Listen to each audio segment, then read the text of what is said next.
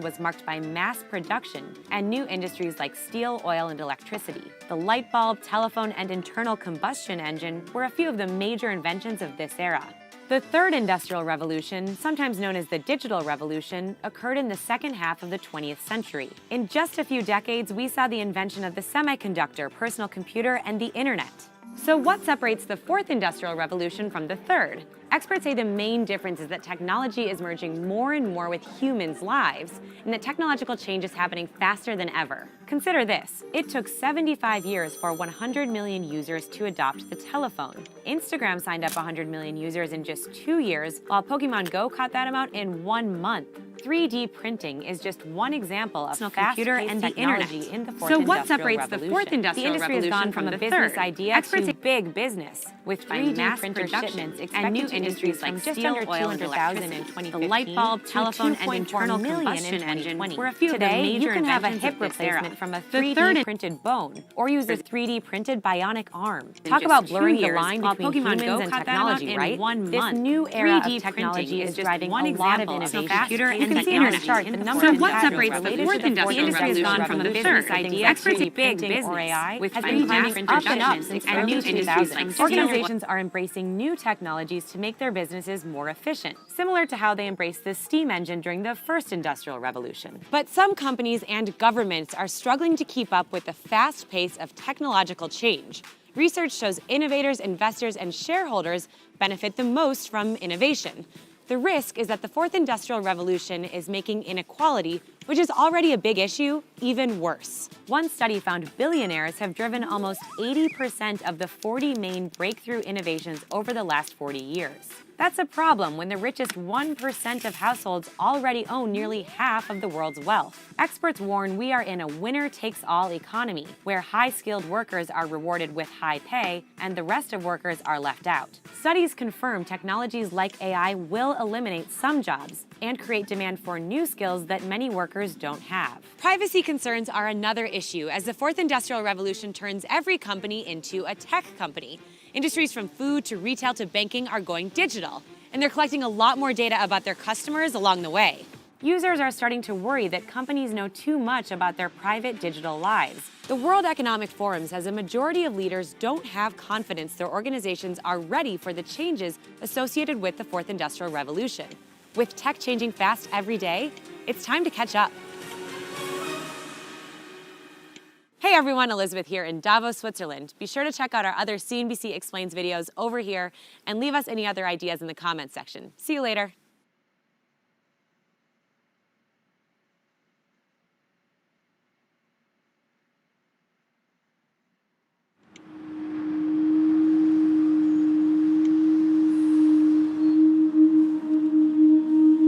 We are wondering what is happening to the world. Everything is changing.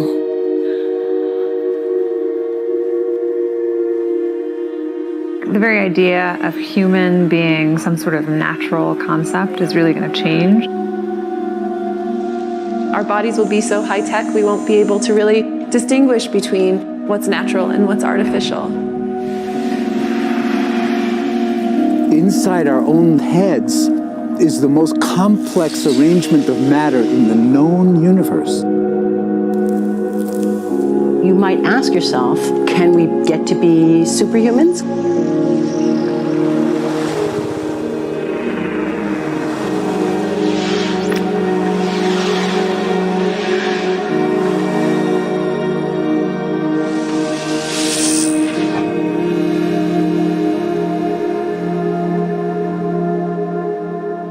The original Industrial Revolution was driven by the discovery that you could use steam engines to do all kinds of interesting things.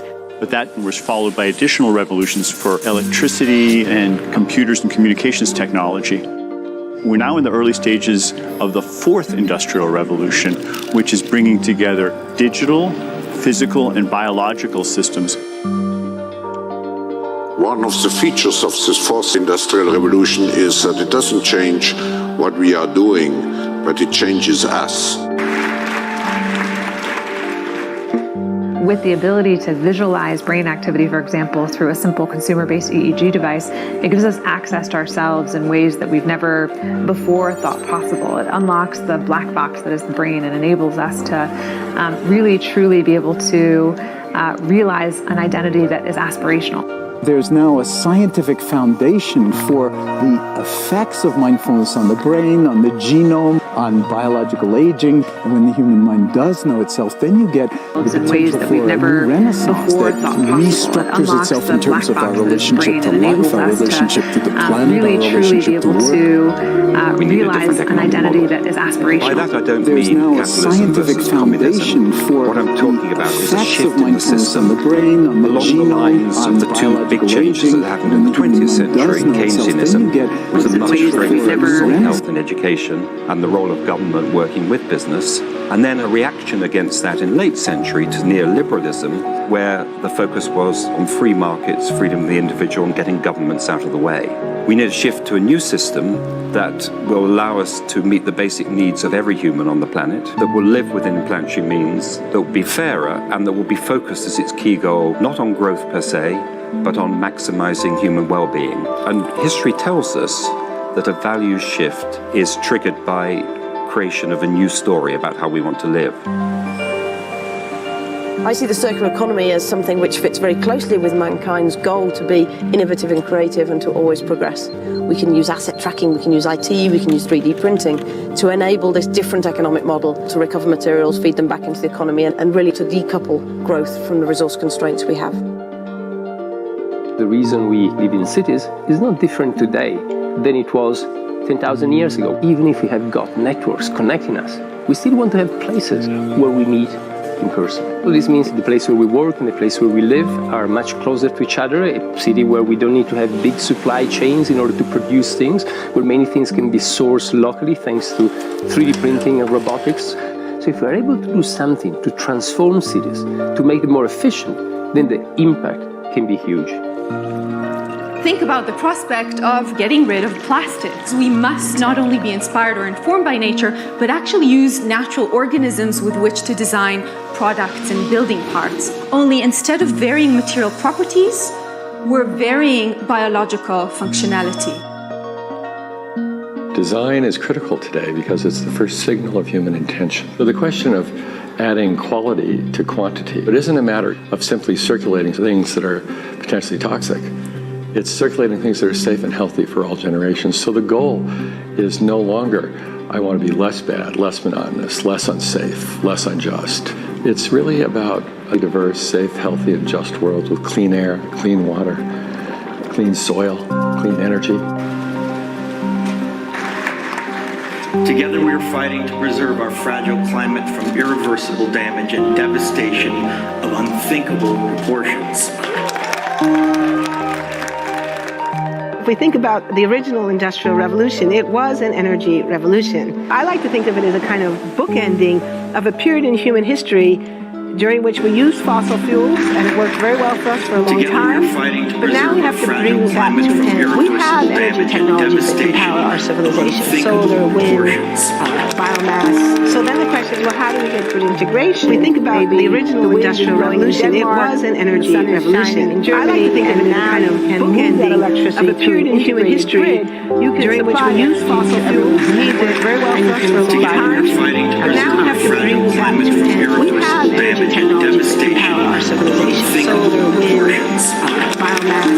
So then the question is, well, how do we get good integration? We think about the original Industrial Revolution. It was an energy revolution. You do see different stuff, parts like the body marriage line. They use a lot of things that help them lift up and move things to the car. To just sit there and program something, and it has its own set mind, so don't have to do everything. And then as humans, we just come in and take the extra step to help the technology. It's not just the cure for everything. There's definitely a lot of things where people perform the operation better, but certainly for a lot of things, robotics is a huge improvement. To just sit there and program something, and it's lost by 2020 to technology. It's serious, but it's not the main focus. Construction, manufacturing, services, public health and education, these industries will still exist. The main question what will be the future of work? How will we define work? How will we share the wealth?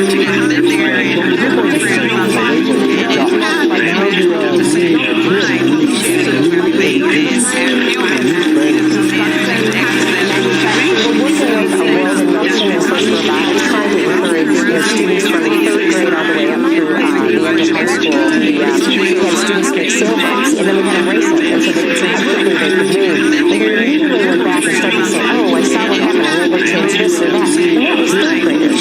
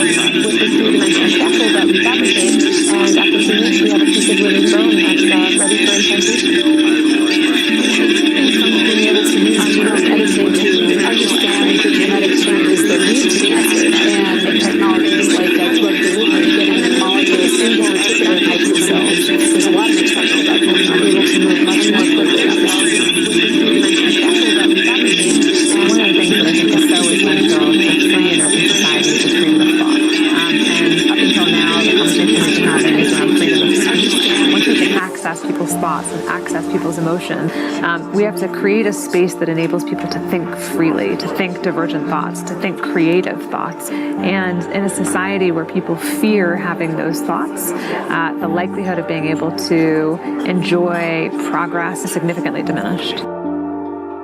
We need to take responsibility at every level of society, from the individual and the personal to the institutional to the global, to adapt to these technological challenges and changes, which are redefining what it means to be human, what it means to work, what it means to be completely embedded in this world. People always ask me if I'm an optimist or a pessimist. The technology exists, but how do we get it and implement it at the scale we need at a price that people around the world can afford? Even though we have everyday problems we have to solve, we have to find a way to lay the foundations for the innovations of tomorrow.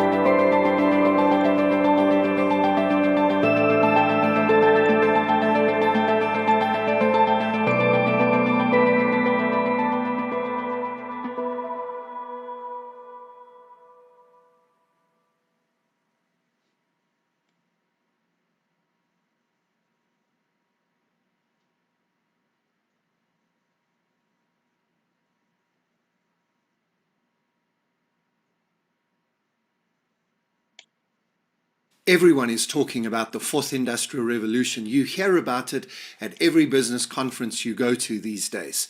But what is the fourth industrial revolution? I love asking people who talk about that, what was the second?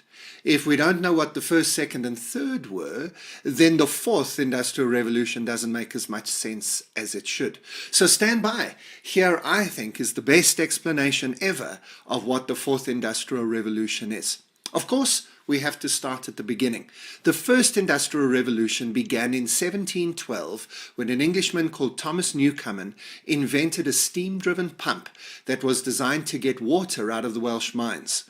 What this allowed them to do was to dig deeper, to dig faster, to get more coal out of the mines, and that began the revolution. It started with steam and eventually, a century or so later, developed into the petrol and gas-driven engines that we know today. And big factories emerged, and it was all about getting more done, getting more widgets made per hour, getting more productivity. That was the first industrial revolution, and I think is well known to us. The second began in the late 1800s. It was begun in a number of different places, but I think we give the credit to Frederick Taylor and something called scientific management. At this stage, we had massive factories.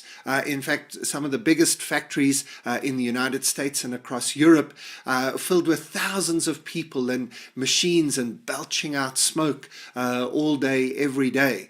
And along came a few consultants who said, but hang on, we're not getting the best out of these factories. And the reason was not that the machines were not working well, it was that the people were not working well with the machines. And along came scientific management, which said simple things like put more windows in your factory, natural light will help.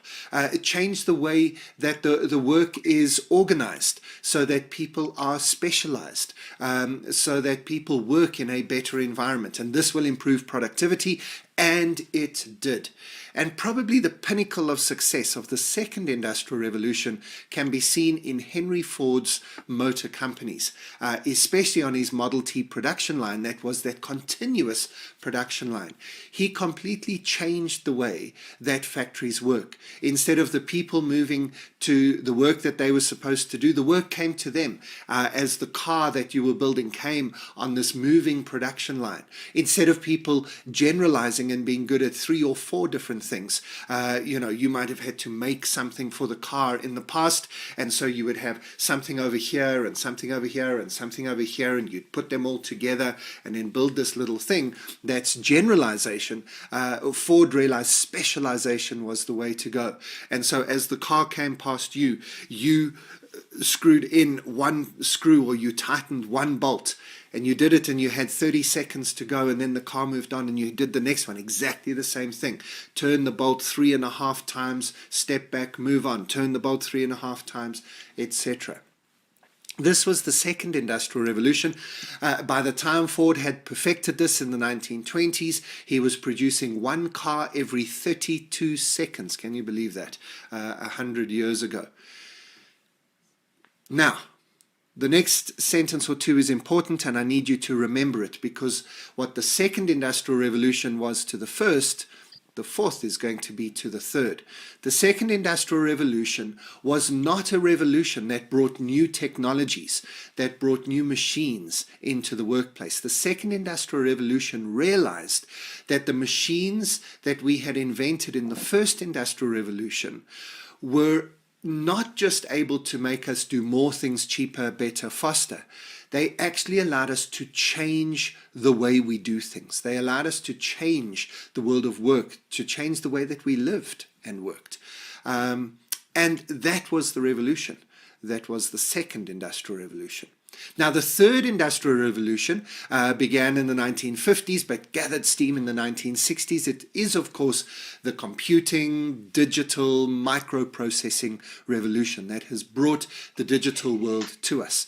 It began with the big computers, and then the mainframes, and then the desktops and laptops, and now our handheld devices. It gave us the internet, and it gave us 3, 4G, LTE, 5G now. And it's given given us the Internet of Things and a variety of different technologies that create a digital world for us. Now, if that's the third industrial revolution, then what is the fourth? Now, when you ask that question at a conference, many people shout out, it's automation, it's robotics. And in fact, that is not true. Automation and robotics are actually still part of the third industrial revolution because they are just digital technologies. The fourth industrial revolution is what is going to happen and what is beginning to happen as we realize that these new digital tools are not just tools to help us do what we used to do, but do it cheaper, better, faster. These tools actually allow us to do new things, to do different things, to do things that we have never done before. And let me give you a real life example of this progression. So if you think of online maps, for example, the way that we find our way from place to place these days in our handheld devices with those maps that we've got available to us. If all you've done is taken the old paper-based maps and put them into your mobile phone, you really haven't done much more than the start of the third industrial revolution. In fact, I'd suggest there's no revolution there at all. You've just changed the location of a static paper-based map.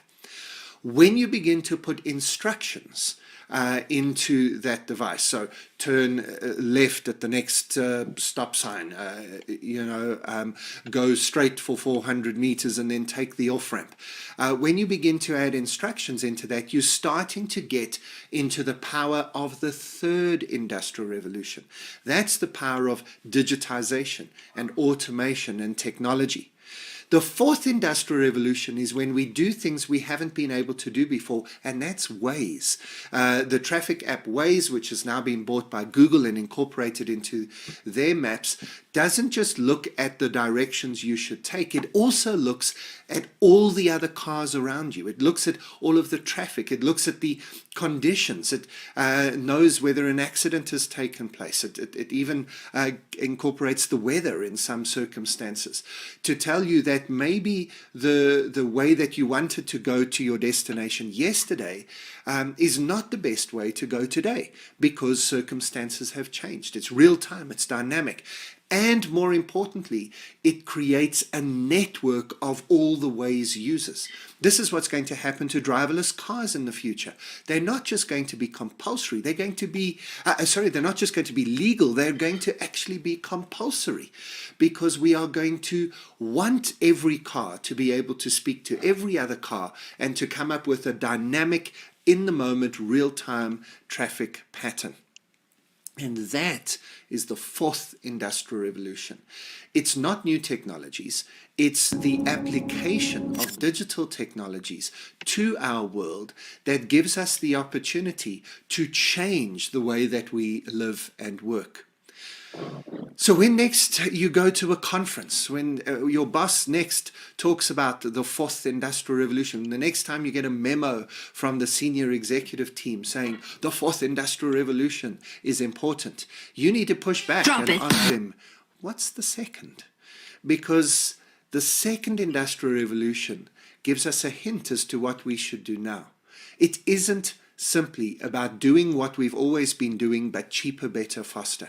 It isn't just about automating the things that we have been doing for the last 10 or 20 years as a business. It isn't just taking what we do as a business and putting it online. That's all the third industrial revolution. The fourth is about saying, is there another way to do these things? Is there another way to do this completely? Can we change the way that we are working? And that's why people are using the examples of Uber and Netflix and Airbnb, because these companies didn't invent new technologies. They didn't come up with new ways of doing something that we had been doing before. They changed the game entirely. A taxi company with no cars, a hotel company with no rooms of its own to sell.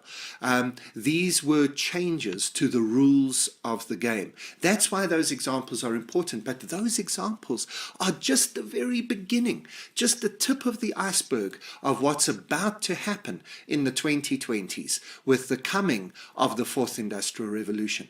So hopefully that makes sense to you. That gives you an explanation of what the fourth industrial revolution actually is, and now frees you up to begin to think in creative, exciting, disruptive, maybe even scary ways about how your business, your role in your business, how all of these things might need to dramatically change as the fourth industrial revolution arrives. Best of luck. It's going to be a wild ride.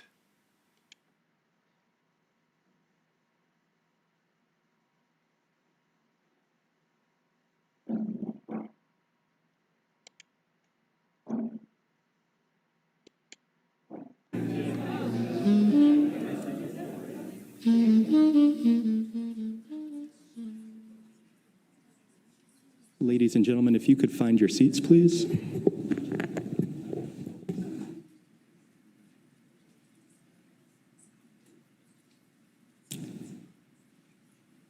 Good morning and welcome to today's program. My name is Matt Abbott, and I'm the Director of Government and Diplomatic Programs here at the Chicago Council on Global Affairs. The Council is an independent and nonpartisan platform, and we remind you that the views expressed by speakers and panelists are their own and do not represent institutional positions or views of the Council. This event is on the record and is being live streamed. Before we begin, please make sure to silence your phones. Following this morning's presentation, we will welcome questions from our audience. Our live stream viewers may submit their questions by typing chi.cnf.io into their browser. It is now my pleasure to welcome Zach Egan, a principal at Anthropocene Capital Management, LLC, to the stage for a few words of introduction about our speaker this morning. Thank you.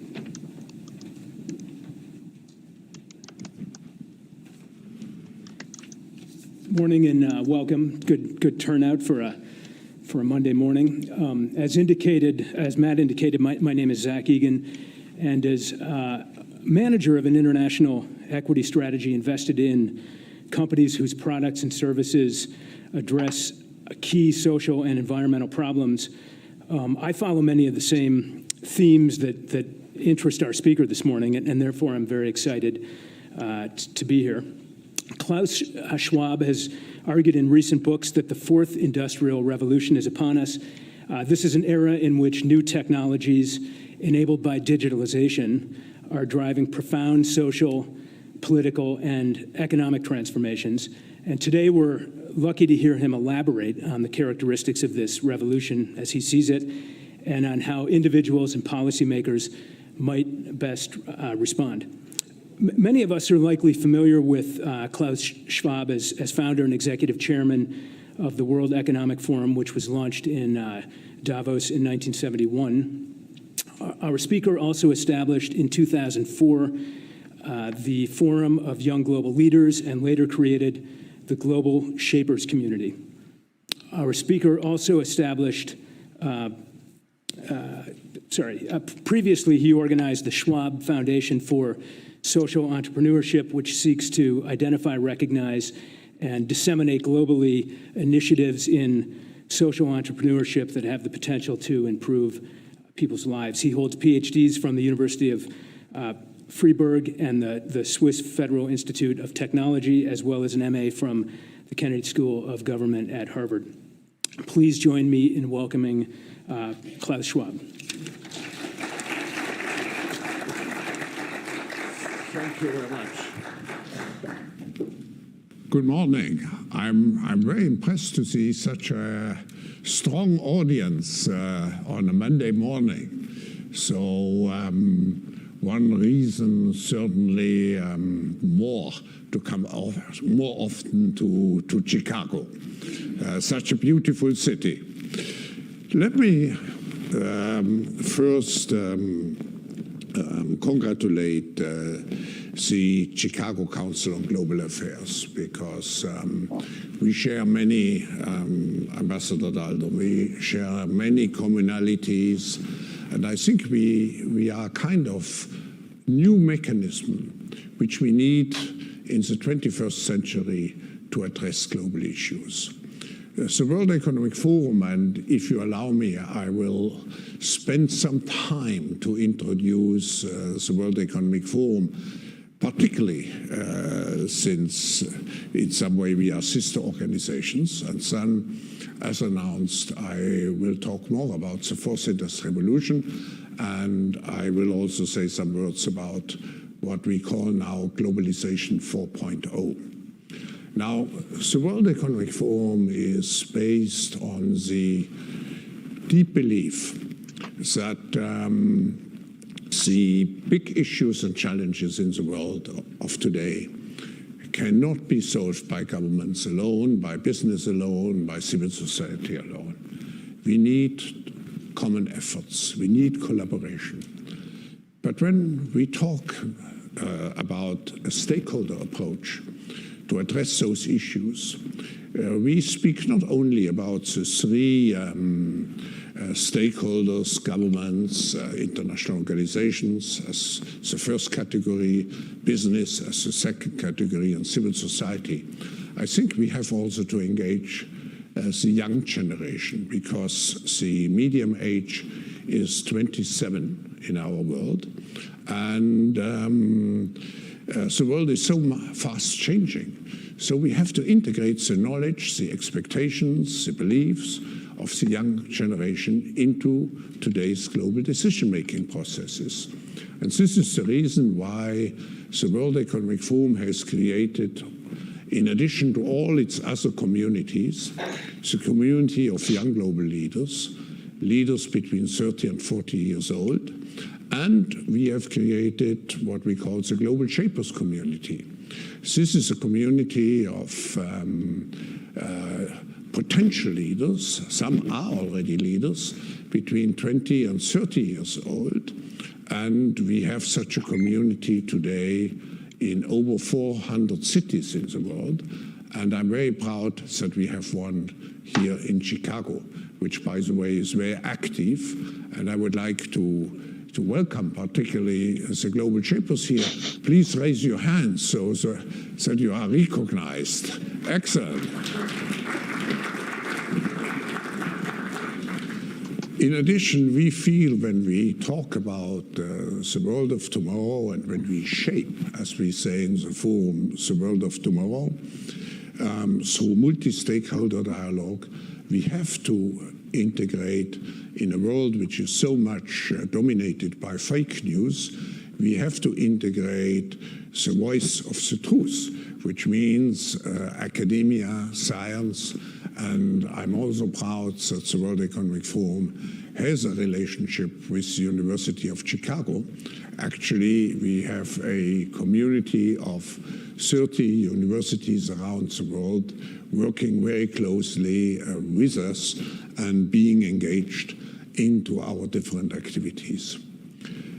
So the question is, what is actually the World Economic Forum doing? And of course, you all know or have heard about our annual meeting in Davos. But so that's only the tip of the iceberg. What we are really doing is to manage to conceptualize, sometimes to catalyze platforms to address specific global challenges. We believe, and you all are aware about the discussions going on the credibility, effectiveness of traditional international organizations, such as the World Trade Organization, such as, let's say, the World Bank, and so on. I could go on and on. And we discuss whether those organizations are still fit for the issues of today. We feel those organizations are absolutely necessary, and we have strong cooperation with each of those organizations. But what we also have to do is to complement what is done on a macro level, on a micro level, which means to address the manifold challenges in very structured and very purposeful ways For example, the future of health, the future of energy. If you look, our energy landscape is changing completely. If you look at health, there are so many issues, not just, let's say, medical issues, but social issues. How do you deal in a situation where you can cure people, but it costs up to $1 million? How much can a society afford it? So the World Economic Forum has created platforms to address those issues much more on a micro level. And I give you some examples. No, I give you one example just which was announced last week. We have the new technologies like blockchain, which offer tremendous opportunities. So last week we announced the creation of a platform which was joined by over 100 companies and governments to have a kind of sandbox system and open source system to use blockchain in the shipping business. So working together, learning from each other, because we are in a learning process as far as blockchain is concerned, but to exchange the learning and to take the best examples and then to roll out and scale up the best proven experiences.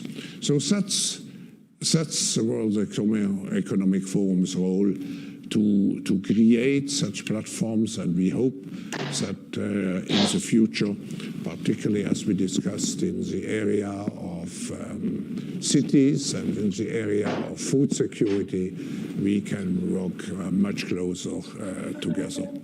Just, I mentioned the forum works together with most of the big global companies, but also with governments. And just to give you an example of how we are today solicited to really confront key issues of global society, I give you an example. I got this morning a letter from the Prime Minister of New Zealand, and I just want to quote one part of the letter, and I do it because I know that Mark Zuckerberg will be one, as far as I have understood, one of your next speakers. Is this correct?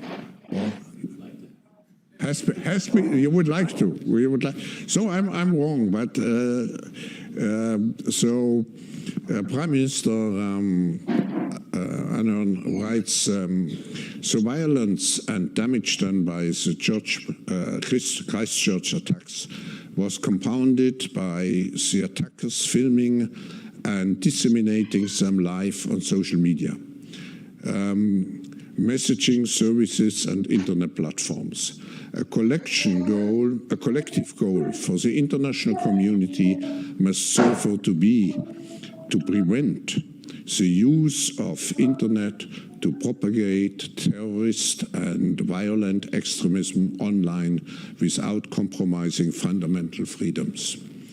With your global standing, leading role in public-private cooperation, and expertise in digital and security issues, there is clearly a role for the World Economic Forum in helping take the agenda forward.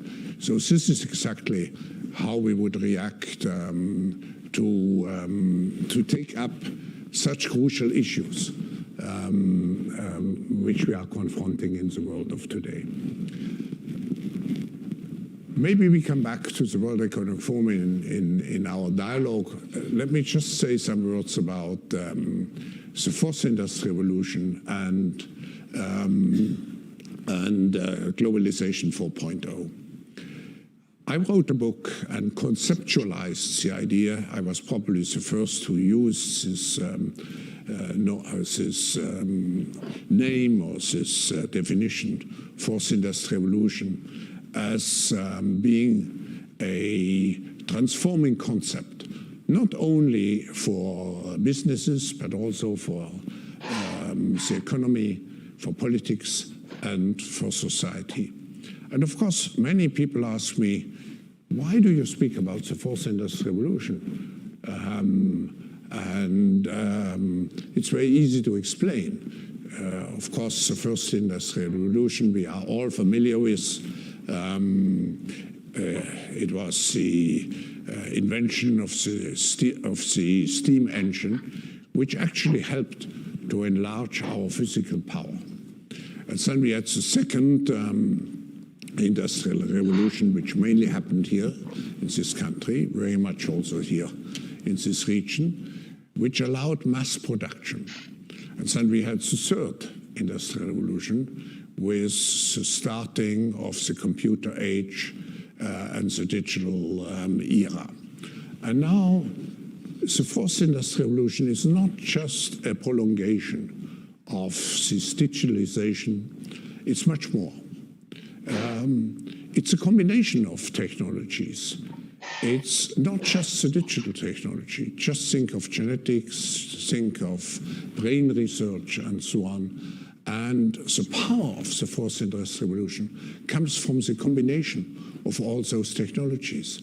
Actually, I was saying it's at the end what the fourth industrial revolution will lead to is a fusion of our physical, our digital, and our biological identities. So that's the first difference. The second differentiation is the speed. When I wrote the book, I started to write it 4 years ago. It was published 3 years ago. It was sold, very interesting, over 1 million times in the world.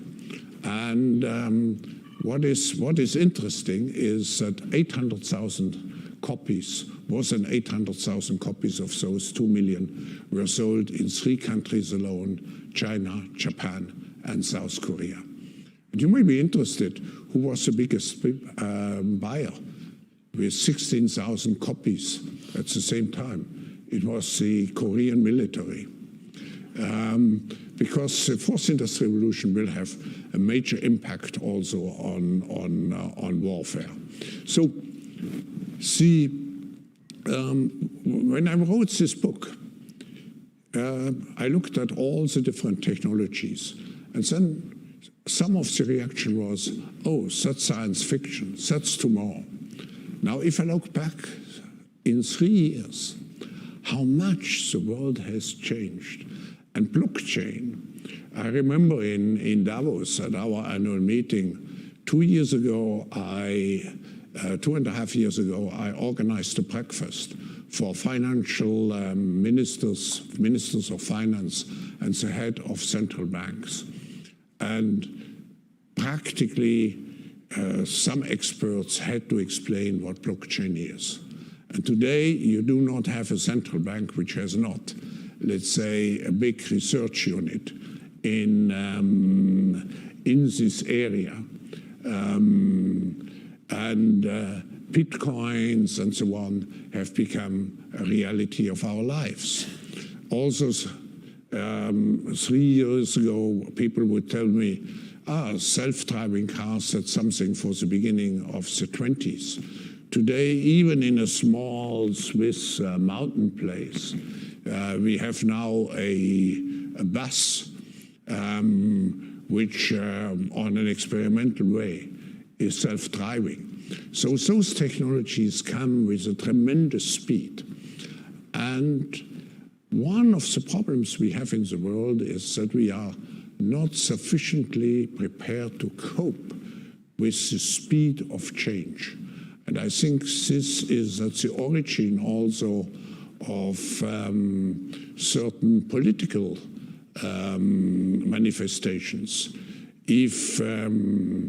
if, for example, people say, let's take control back again, they want to protect themselves against this tremendous speed of change which we are seeing around. I could go on and speak about the impact on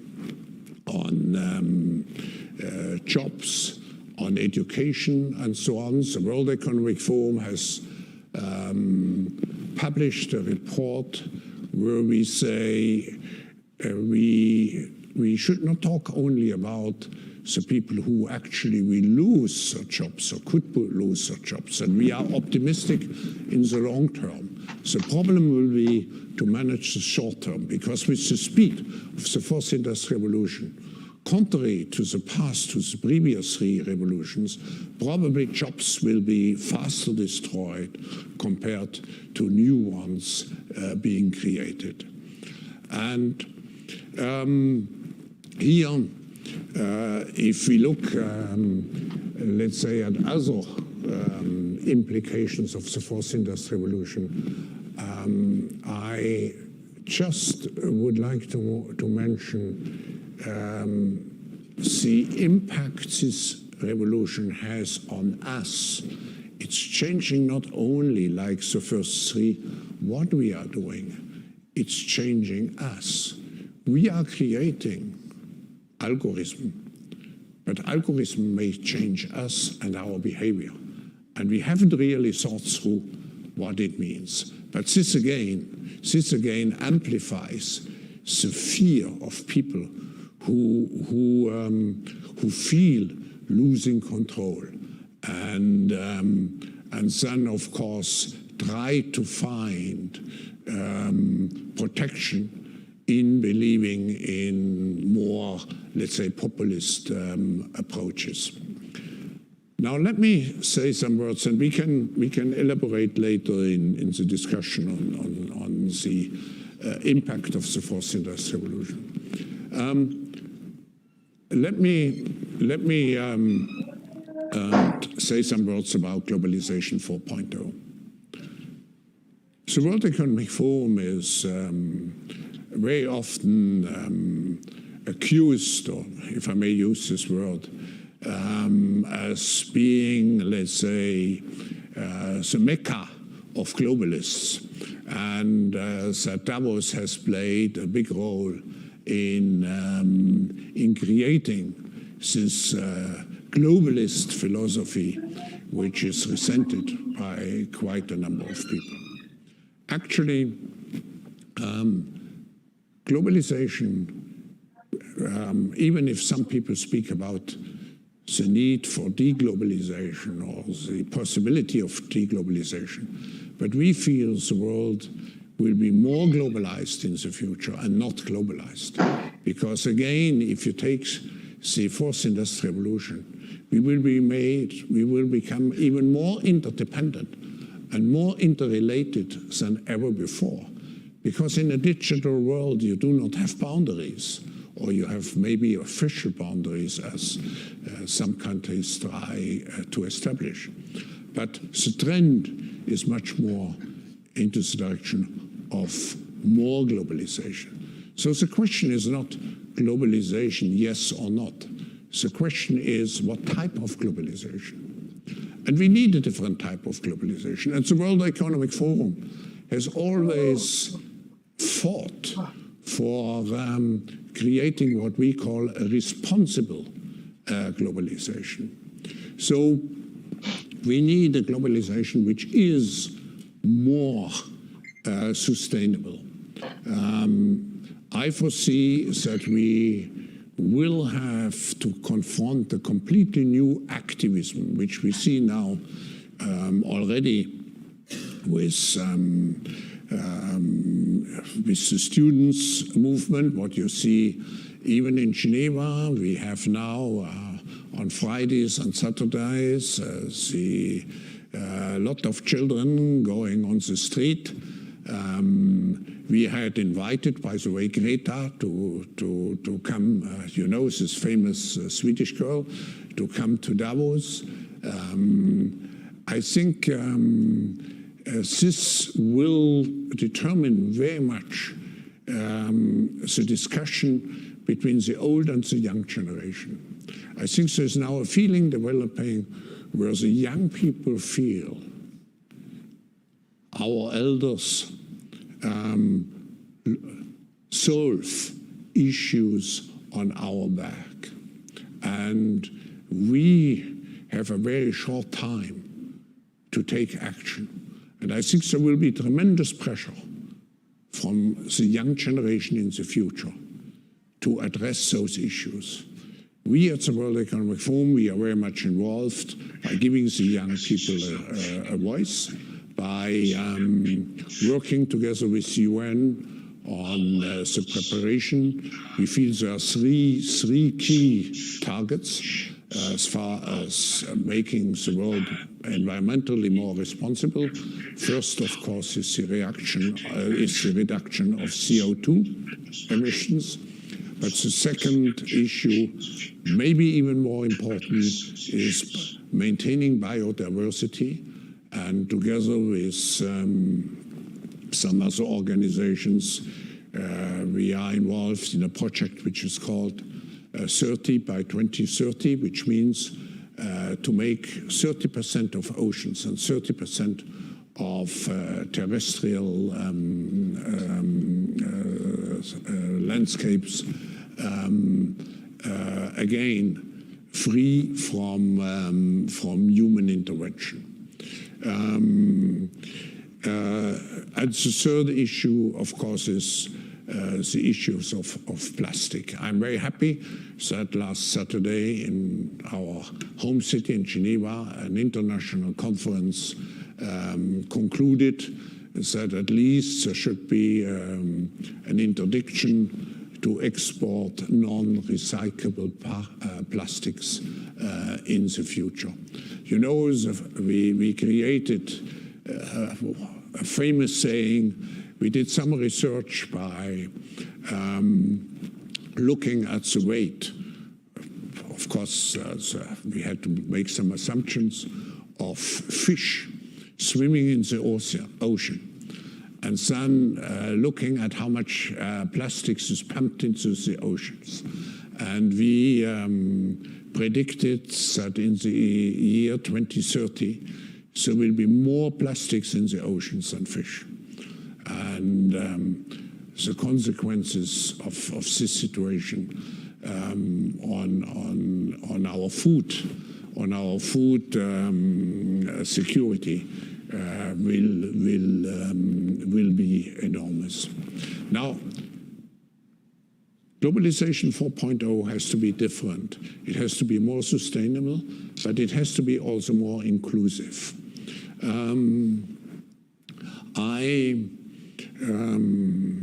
Of course, I'm very often asked how I see the present trade wars. And again, it has to do, of course, a lot with the fourth industrial revolution, because if we look at the trade war between the US and China, it's not a trade war. If you use the expression trade war, it's related to the first industrial revolution. It's Adam Smith, where we had an exchange of goods and we had tariffs. But today, it really, what is the issue, is the mastership of the fourth industrial revolution, and in such a way, the mastership over future global economic development. The other issue which is related to globalization here is that we have to find in globalization 4.0 a better balance between opening our borders on the one hand and securing social cohesion in a country. If you have to wait, we see the excuse that at the end, globalization, which like every competitive measure is creating winners and losers, The excuse that globalization is creating much more winners and losers is not anymore enough. Because today, in the age of social media and the possibility to mobilize, even if you are a minority, to mobilize a strong political force means that you cannot leave people behind anymore. If I look at what we call the gilets jaunes, what is the English word, the yellow, in France, it's an expression of a revolt of urban areas rural areas against the urban areas. It's a minority, but the minority occupies at the moment the political discussion, and it has tremendous political influence. So if you look at the globalization 4.0, the globalization which we should aim at tomorrow, it should be a globalization where we really do not leave people behind anymore. So social safety nets, tax systems which make sure that we do not have a too large gap between those who win, and who win particularly from the fourth industrial revolution, and those who lose are not, let's say, becoming a major political issue. So let me summarize. We need a new approach to global governance, which is much more stakeholder-based, multi-stakeholder-based. We have to be aware of the tremendous consequences of the fourth industrial revolution, and we have to prepare for this revolution. And here just one additional side remark. We do not have an organization in the world at the moment which really creates a framework for those new technologies. For example, what will be the limitations using artificial intelligence in the future? There are many ethical questions around this issue. So we are trying we have built a network of centers for the fourth industrial revolution, where we try to bring governments and business and civil society and the young generation and academia together to address those issues. But we urgently need stronger global cooperation related to those new technologies. I mentioned one last technology in this respect, which is genetics. You know, the young researcher in Shenzhen, and nobody really, there's no process in the world to look at the consequences, of the possible consequences of such a breakthrough. Some people would, I call it maybe an innovation. Technologically, it's an innovation, but from a societal point of view, it could be a tremendous setback for society in the future. So we need rules. I come back. You have to create new approaches to global governance. We have to master the fourth industrial revolution, and we have to change the way of globalization to make globalization more inclusive, more sustainable. Thank you.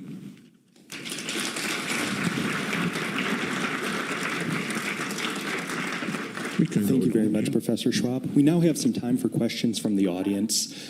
As a reminder to our live stream audience, please type chi.cnf.io into your browser. And for our in-person audience, if you could please raise your arm, and a member of our staff will bring a microphone to you. Ms. Wender, please. I go my way closer to you. Okay. Hi, thank you so much for your talk today. I'm over here. Hi. Yeah. So I had a question. You sit at the nexus of government and business, and I'm wondering if you are seeing that governments and educational systems that are really rooted in either the first or second industrial revolution how are they able to change to take advantage of the fourth and to work with businesses? And that has implications for political systems and all of that. Do you see that they're able to leap into this, or are the structures too cumbersome, and what are the inhibitors? I'm just curious about that nexus. So 2 questions which you raised. The first one is, how much are actually governments prepared for the fourth industrial revolution? And that's one of the big challenges which we have. Business is moving ahead. Governments are lacking the knowledge and the decision-making processes to cope with the fourth industrial revolution. And you have it, for example, in the area of the use of data. I mean, Facebook and so on moved forward in a rules-free environment. And now suddenly society becomes aware what the negative consequences could be. So we haven't had a discussion really who owns personal data. If we say data become as important as oil or as everything in the world, they have a value. So who owns the value?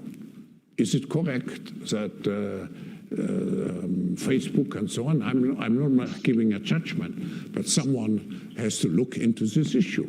And we lack the processes, and it has to do that governments have not really understood and have not the capacity. And if I may make a side remark today, based on the observation, and we discussed it, Ambassador, the world today, and I discussed it with the young generations this morning, the world today is much too much absorbed in crisis management. Look at the time in Europe, which is spent at the moment by governments to solve Brexit, which is an issue of the past in some way. Instead of using this time really to shape the future and to think about the future. So we have a big problem that governments do not yet understand sufficiently the impact of the fourth industrial revolution. So there's a second issue. By the way, I made a speech at I invited the G20 ambassadors at the UN last year. Paul, you will remember, and they were so keen. So we invited them to our center in San Francisco to give them a kind of briefing on artificial intelligence, I/O, Internet of Things, and blockchain, and so on. We need much more such processes. I don't know how to enable such processes, but coming back to the second point, which is education. I think the biggest challenge which we have is to change our educational system and to make sure that we go away from our present system, which is when you are young, you learn, and afterwards you exploit what you have learned in your professional activities. So we have to create an ongoing, partially digital based and partially, face-to-face based teaching methods. But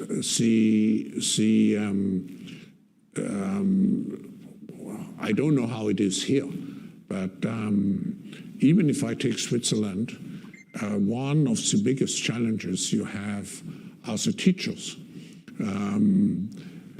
Teachers, at least in many countries, are very reluctant to change the way of education. I'm very happy. Where's the global shaper who is actually engaged? Is she here? Who told me this morning, yeah. Can you just say rapidly what you are doing? So that's the way forward. Hi, I'm Erica Wheeler. I'm from Chicago Public Schools, and we are the largest district in the country. We have about 365,000 students, and computer science is now a graduation requirement. So all of our high school students are taking CS, and we're also expanding it to our younger students in the pre-K to 8 space as well. Yeah, this is forward-looking. This is forward-looking, and so we need this much more. We need this much more. Adele Simmons in the front row, please. And we have a microphone coming. My question is about the United States and what are we doing, if anything, to address these issues, and what would you like to see the U.S. government do to address these issues? The forum is an independent, neutral organization. No, I think I can compress it into one sentence. To become aware that global issues can only be solved not by confrontation, but by collaboration. And second, that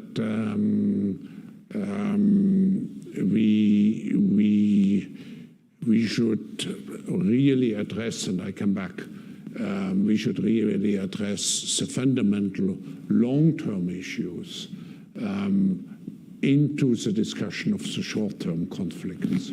We have the world to no. Let me elaborate a little bit on it. I think when we look what are the big changes in the world today, I come back, the fourth industrial revolution, but it's also the fact that we have moved, or we are moving, from a unipolar world to a multipolar world. And we are moving also from a uniconceptual world to a multi-conceptual world, which means that some of those new poles have different ideas compared to us how to manage governments and society. And this, of course, becomes a much more conflictual world, and a world where we may not share necessarily anymore the same values, but we still have interests, long-term common interests, which we share. So probably it will be a collaboration less in the future based on shared values as it was in the past, let's say, in the past post-Cold War world, post-Cold War world, and it should be a collaboration much more on shared, and it will be a collaboration much more on shared interests. We'll take a question from our live stream audience. How can we fight the technological gap that is starting to form between developed countries and emerging countries? It's we should not forget that when we look at emerging countries, that many countries haven't really entered the second industrial revolution yet. They are lacking, for example, electricity, or they haven't, and even more, probably 2 billion, haven't entered yet the third industrial revolution by not having access to modern digital capabilities. So what does it mean? Does the fourth industrial revolution mean even to create a bigger gap? Yes, but if you look around in the world, for example, there's a fantastic entrepreneurial scene happening with quite some startups in places like Nairobi. So the fourth industrial revolution may enhance the gap, but on the other hand, it could also provide the means for leapfrogging. And if you take, let's say, if you assume that with new power generation, which means networks not anymore depending on large superstructures with solar energy and so on. If you look at the fact that digital access is fast rolled out, I, for example, look at China with digital payment systems. I mean, probably ahead of every country. So if countries absorb and create the necessary infrastructure, then I think they have an opportunity to leapfrog. Yes, ma'am, in the second row, please.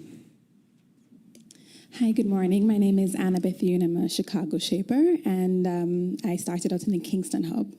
So in response to your points about inclusion and preparation for the fourth industrial revolution, how important is the Caribbean region to this conversation and action, and how might we include the Caribbean region in discussions around growth and economic resilience in this era? Sorry, can you just, that's the last point. And how might we include the Caribbean in these conversations around economic resilience and equity in this era? Caribbean. I just was wondering why Caribbean. Frankly, I like the Caribbean's form. I haven't been, but apparently it's a great place. I just can repeat what I just said related to the to leapfrogging, and even that's also a new phenomenon. Even when I say we move from a unipolar to a multipolar world, and I combine it with what I said also, you can today not anymore leave someone behind. When we speak about the new polars, it's not just the big countries. We have to take very seriously the smaller countries, because they can exercise a lot of power. Negative power by sending refugees into neighboring countries. Negative power like North Korea, which is, I mean, just to imagine, it has become a major pole in the global power structure.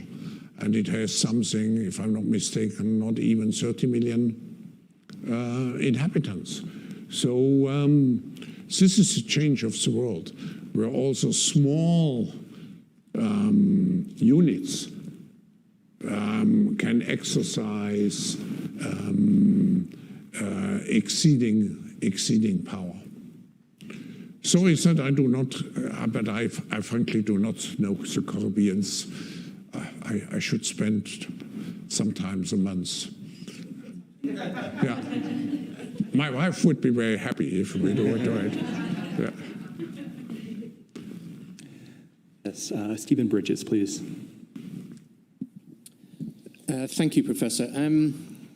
Extending on your point about multipolar, is there not a risk that the World Economic Forum fills the void of the UN and the IFIs and those other multipolar institutions, which frankly are mired in their own internal politics, and therefore there is a need for a multipolar architecture? Yeah.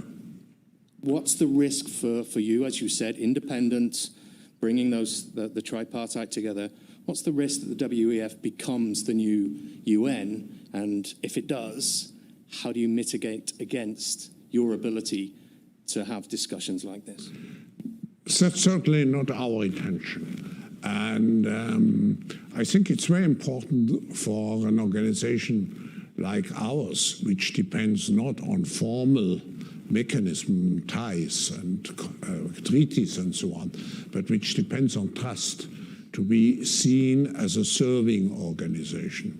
We have practically with every international organization, we have some joint project. But we never would dream even or attempt to say we would like to step into the place of such formalized organizations. I think we have to make all the efforts to reform and to make sure that those organizations fit again the new demands. And if I look out of the window in my office, I see across the lake the WTO.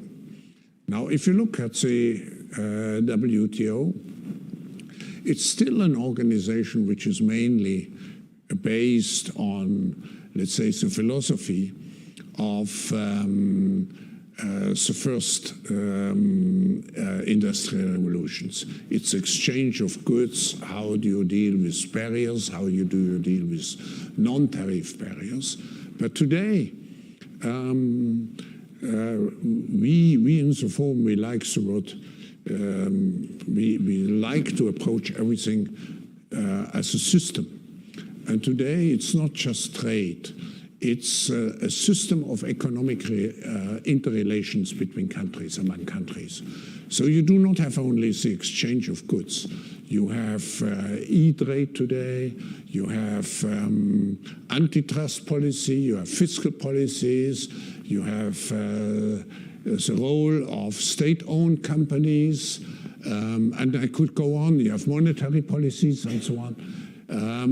You have, I come back to the US-Chinese relationship. You have the role of how much you foster technological development, the whole issue of intellectual property and so on.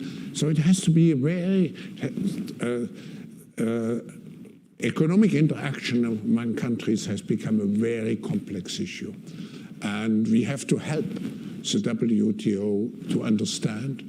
And the more the WTO takes over some of the work we are doing at the moment, the happier we would be.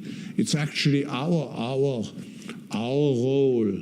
very often to conceptualize something and then to ask the international system to take over. For example, we had a big water project, how to use water in a much more efficient way, which we built, which we nourished, and now it has become part of the World Bank and the IFC, which are much better equipped to do so.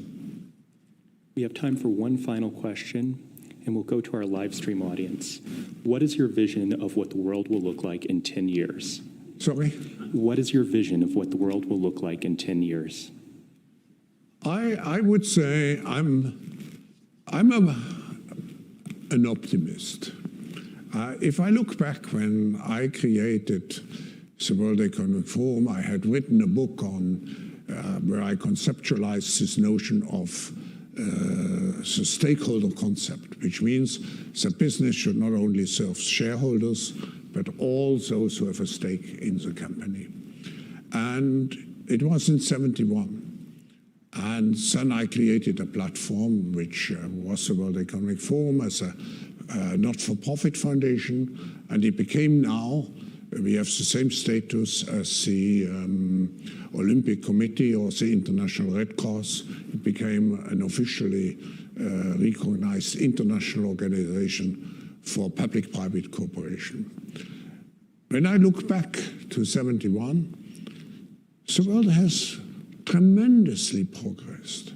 I mean, we always look at the negative issues, but at that time, we still had dictatorships in some of the European countries, Spain, Greece, and so on, most Latin American countries.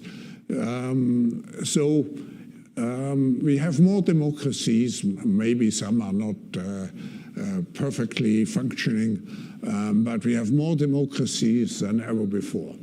If we look at, I remember in 1971, we had 4 billion people in the world, and about half were living below the poverty line. Today, we have 7.4, if I'm not mistaken, billion in the world, and less than 10% apparently are living below poverty line. Of course, depending on how you define poverty line, extreme poverty line. And I could go on and on. Look, what opportunity do you have if I look at my grandchildren and I compare them with myself or my children? Look at the great opportunities they have with having access to the knowledge around the world and so on and so on. So I'm sure we will continue to make progress. But we need a new narrative. I think with the fourth industrial revolution, we move from the narrative which is now dominating all our thinking, which is production, consumption and production. We define ourselves in terms of our capacity to consume or what role we play in the production process. And I think we have to move, particularly also with the aging society, into the narrative of sharing and caring. And we are doing it already. Look at the sharing economy. That's also a phenomenon of the fourth industrial revolution. The sharing economy is creeping in, fortunately, into our society. So if we do not depend anymore so much on the material world, how do we define our purpose as human beings? And here, particularly also in an aging society, I think we have to come back much more to caring. So replacing consuming and producing by sharing and caring. If we can make this step in the next 10, 20 years, in the next generation, I think then we are moving into the right direction. But I should add, we publish every year a global risk report. So I would say we can be on a very positive track, but at the same time, we face many risks. Look at the environmental issue, look at possibility of wars and so on. We face many risks and probably increased risks than ever before. Thank you very much.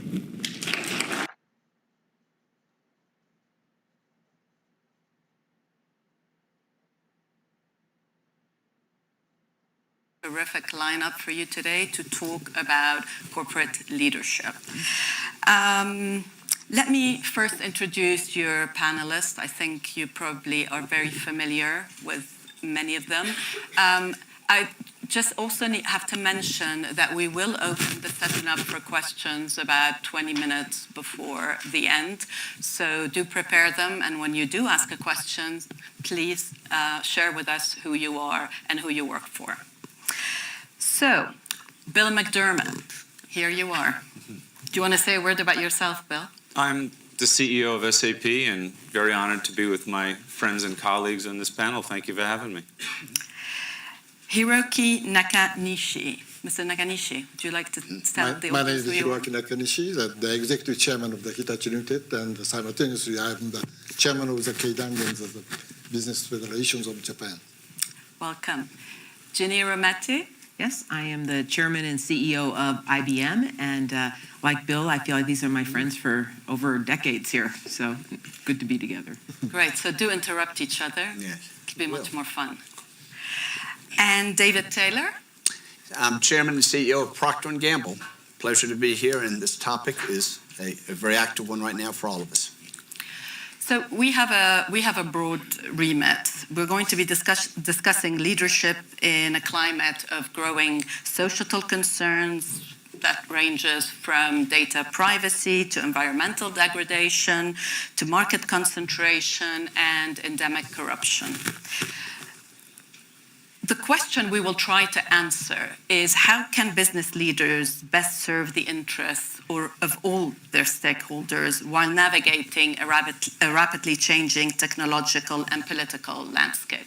And I would like to start by asking each of you whether, as corporate leaders, you have in the past decade or so, as these concerns have accumulated, whether you do anything differently, whether you manage your companies differently. And I'm talking internally, but also in your interaction with governments and with consumers. Would you like to start, Ginny? Okay. Ladies first, I'll start. Okay. So as I think about this question, I don't think it's about changing what you do because of what's out in the environment. I actually think about it a lot. I guess I'd like to introduce a little bit of a concept here, in that what I think has changed is what we have to focus on, and everyone does from this perspective. This being about the fourth industrial revolution. And if you go back in time and look at all the times technology's come out, it's always been accompanied like a formula that said great technology advancement if you also have matching infrastructure with it to spread the benefits to everyone. And I bring that up because what we are focused a lot on, I think, is that issue of something that's been shortchanged is the focus on the degree of societal change. If you think of societal as one of the infrastructure changes that has to happen, that is what has led to such great engagement in every single country. And it's around a trust crisis and around a skills crisis, or call it a trust headwind and a skills crisis. So the idea that, think back when electricity came out, there was a grid, but I don't think people realize at the same time, that's when things like high school and secondary education became standards across Europe and the United States, so that it was a way that people's jobs could change and everyone could benefit. Right now, we've got so much focus on the technology, it is a real problem that there is not enough focus on this other side. So that's my answer, Raul, to what I think it's incumbent on business now to address this trust headwind around data and privacy, and I've got some ideas, we'll do it later, on the skills crisis. To get back to the skills crisis. It's not changed, but I think it's like paramount for us to focus on it. Okay. Mr. Nakanishi? The fourth industrial revolution means that digital transformation. That's almost the same, the base of the thinking about that.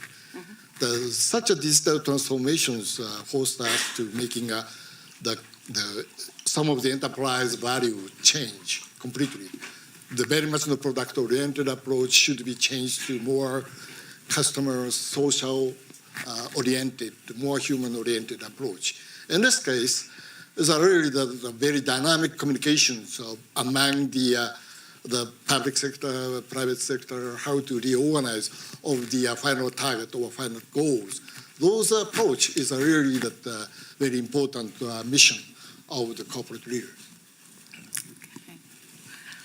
Bill, and can you also perhaps, as part of this, address the interaction with government and whether business should be more vocal today than it has been? Sure. We actually did a survey with the World Economic Forum and SAP. We recently made an acquisition of a company by the name of Qualtrics. And we surveyed 10,000 people in 29 different countries and asked them about this fourth industrial revolution. Basically said, how do you feel about technology? Is it going to make your life better? Is it making your life better, or is it not making your life better? And basically it was split between people saying better and not better. So there's an ambivalence around the impact of technology on the average person in society today. We know it's the driving force of innovation and growth, but not everybody does. As it relates to Ginny's very thoughtful comment on the trust deficit, government is not trusted today as much as the leaders of business. That's a fact. People in companies trust their CEO and their management team more than the public sector officials. That's just a fact. On the trust index. But people in the wider society are also skeptical about CEOs. I'm sure they are, but on a percentage basis, they're more trustworthy of the companies and the management that they work for than public officials, which means that we have a covenant to keep in check. So yes, of course, we do have to be vocal with public sector, but also partner with public sector. We can't just assume that public sector officials and the public sector in many cases are really struggling financially and through other means. We have to be actively involved. And similarly, we also have to be authentic and empathetic with our people.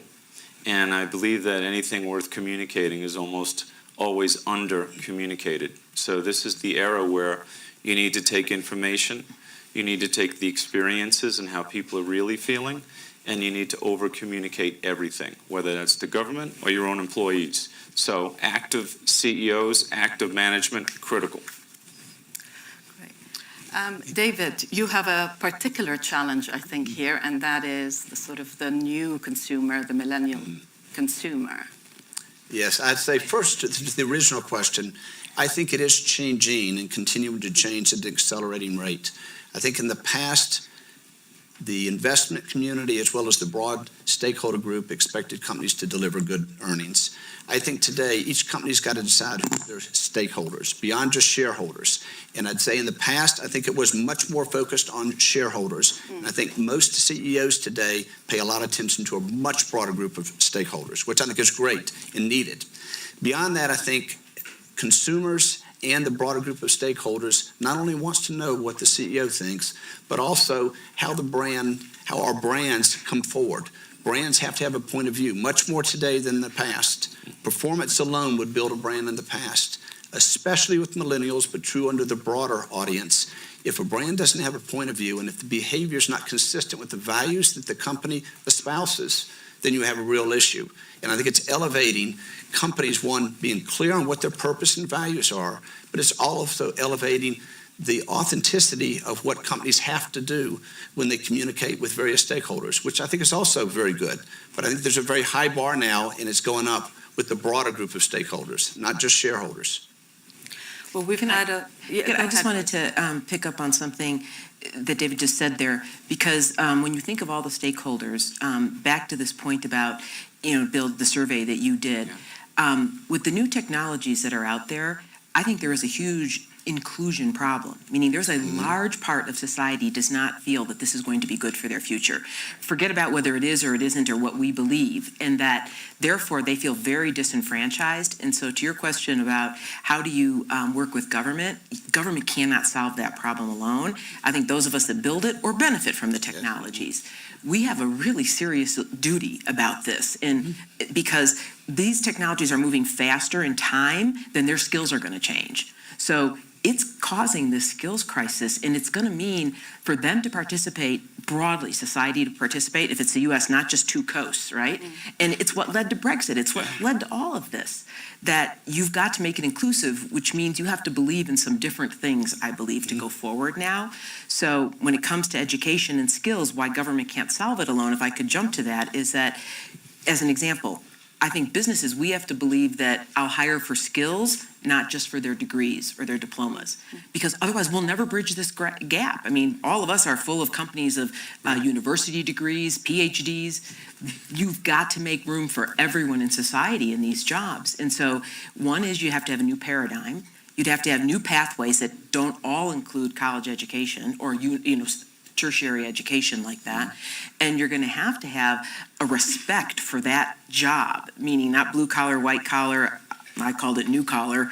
And so just these different constituents, I think this is like a boiling topic right now about having it so that everyone can say, you're right, I could learn some new skills and get a very good job. And whether well, again, we can talk programs and the like, but that to me is the fundamental issue to all of what you see that's changed out in the market. Again, we will come back to the skills shortages, but there is a live debate today about when you're thinking about long-term challenges, whether quarterly earnings are contributing to the inability of business to actually think long-term, whether we're talking about issues of diversity, climate change, technology. This is what also, I think, leads many companies to conclude that for their own long-term competitiveness, they prefer the private markets. Is this something you all worry about? Maybe I'll just take a shot at it. First of all, on this trust and this idea of brands. So you have trust and you have experiences. And if you just think about it, more than 2/3 of the people out there in society today are worried about losing their job to a robot. So that's like one of the biggest concerns that there is. So tell that person to love technology, and I wish you luck with that argument. So how do we create the trust that's necessary and the experience that are necessary? So David talked about brands. How do you make brands religions, where people are really loyal to them? If you look at the economy today, 1.6 trillion is leaked by losing existing customers.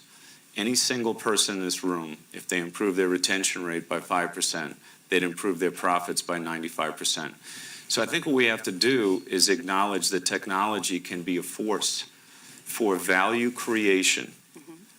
Value creation creates jobs, it creates great training programs, it creates opportunities. We have to put technology in the context of experiences. We're in an experience economy.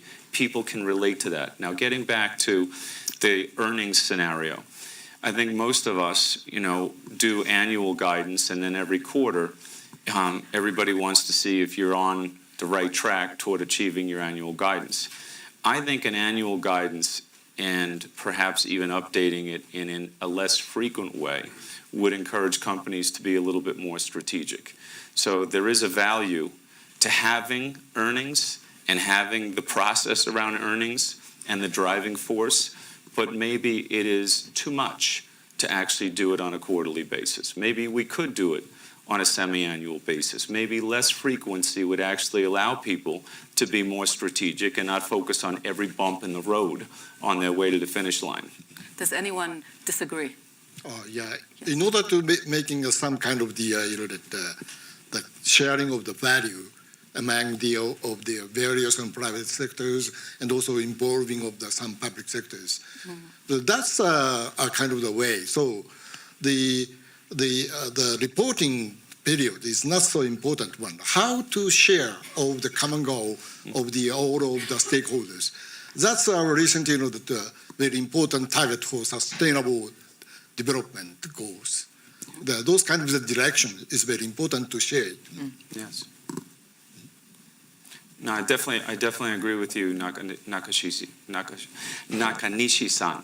But I also would like to acknowledge that I think purpose, and I think David touched on it, and Jenny with the education, the brand, the purpose behind these companies, the strategy behind these companies.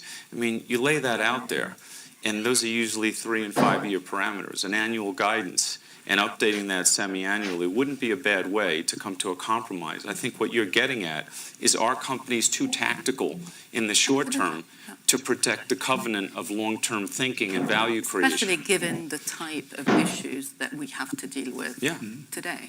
Yeah, I don't think most companies have a big issue taking decisions because of quarterly earnings. If I look at major capital spending or other decisions that have a time frame of several years, the quarterly earnings don't drive us either way.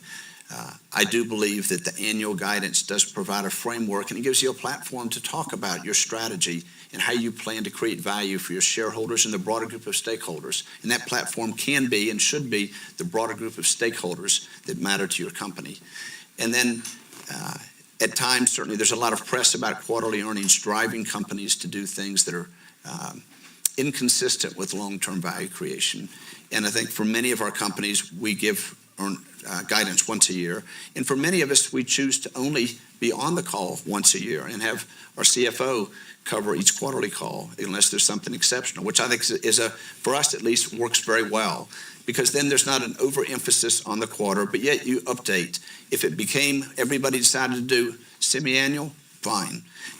The benefit you get with some kind of guidance is you have your investor base at least understanding your strategy and understanding if there's special causes out there they ought to take into consideration as they evaluate your company. I think this is a false argument about does quarterly earnings make people not take long-term decisions. I think of every major company I know, they take the right decisions. I think what everyone here has said is if you set the expectations, then your job is to set them properly and then communicate them and then align them to a shareholder group that wants to align with those.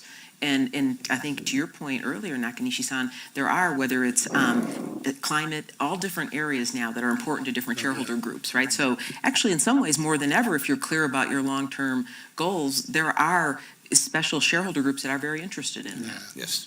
I want to read you something that Martin Wolf wrote in the FT last year. It was about the legitimacy of capitalism. And I quote, "The public at large increasingly views corporations as sociopathic and so as indifferent to everything other than the share price, and corporate leaders as indifferent to everything other than personal reward.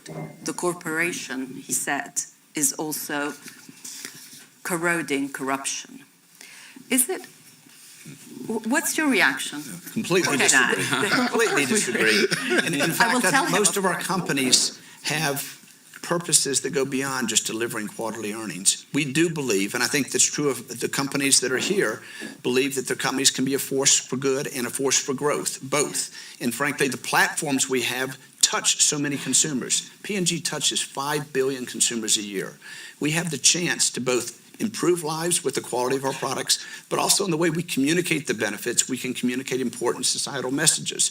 And we've got some good examples, we'll probably talk later, that I think are important for creating an equity beyond sheer performance. When consumers buy a brand, they're looking for more than that. And I don't believe at all that companies are only focused at the shareholder. I think we are looking at the broader group of stakeholders. We care about the environment. We do take positions on important principled issues that conflict with our values. And I think that's an important part of the contribution we make to society. I think business can lift communities and society with the work we do. But David, I do think I can understand, while all four of us are storied companies that I think have well-known purposes and are very committed to multiple stakeholders, I think I can understand why someone would write that, in that it gets back to if a large part of the population feels disenfranchised to a future, because what do people care, number one, about? Their job and their safety. And so if they don't feel they have a future, then you would feel, well then, so I do think that that problem he's getting at, I don't agree with what he wrote, but the problem he's getting at is something that can only be solved with a partnership much bigger between government and private sector. I should have said, really, in fact, that obviously he didn't mean your company. No, I know We're not that. talking about your company. But you can see why in general, yes. right? And this is a general and an evolving view in society. It's getting worse right now, and right? And it is I understand. affecting the political landscape. I mean, you look at Britain and Brexit. I was hoping not to have to mention the words, but it's inevitable. We should ask in you fact, questions. I would. In fact, I'd be interested in what you think. How do you? It used to be that we know that there is political risk that we need to evaluate in emerging markets or in conflict areas. But now, political risk is also very important in Western democracies. So there is political risk in the US. There's a lot of political volatility, to put it mildly. There is huge political risk in Britain because we actually don't even know where we're going. How do you navigate that? I don't want to get. Yeah, that's Kanishi-san, you're going to start. UK is a really the mature country. So that's why I believe so. But current do we look very mature to you right now? What is happening is I have no expectations. So that I simply request strongly, please avoid a no deal Brexit. That's all. How can do I'll this? take that message back. But I do think that the one difference of having a group like us on this panel, we're 108 years old. How old are you? 182. 182. 110. So you've seen it all. 47. Well, even 47, even the baby. I would say I think back on this because there have been many times when even different political governments have come in and the workforce has said, well, why do you work with this one or that one? And I say, when you look over the long arc of time, we've worked through all of them. So whether it's unrest, apartheid, I mean, there have been many things before this. And so when you say, how do you navigate it?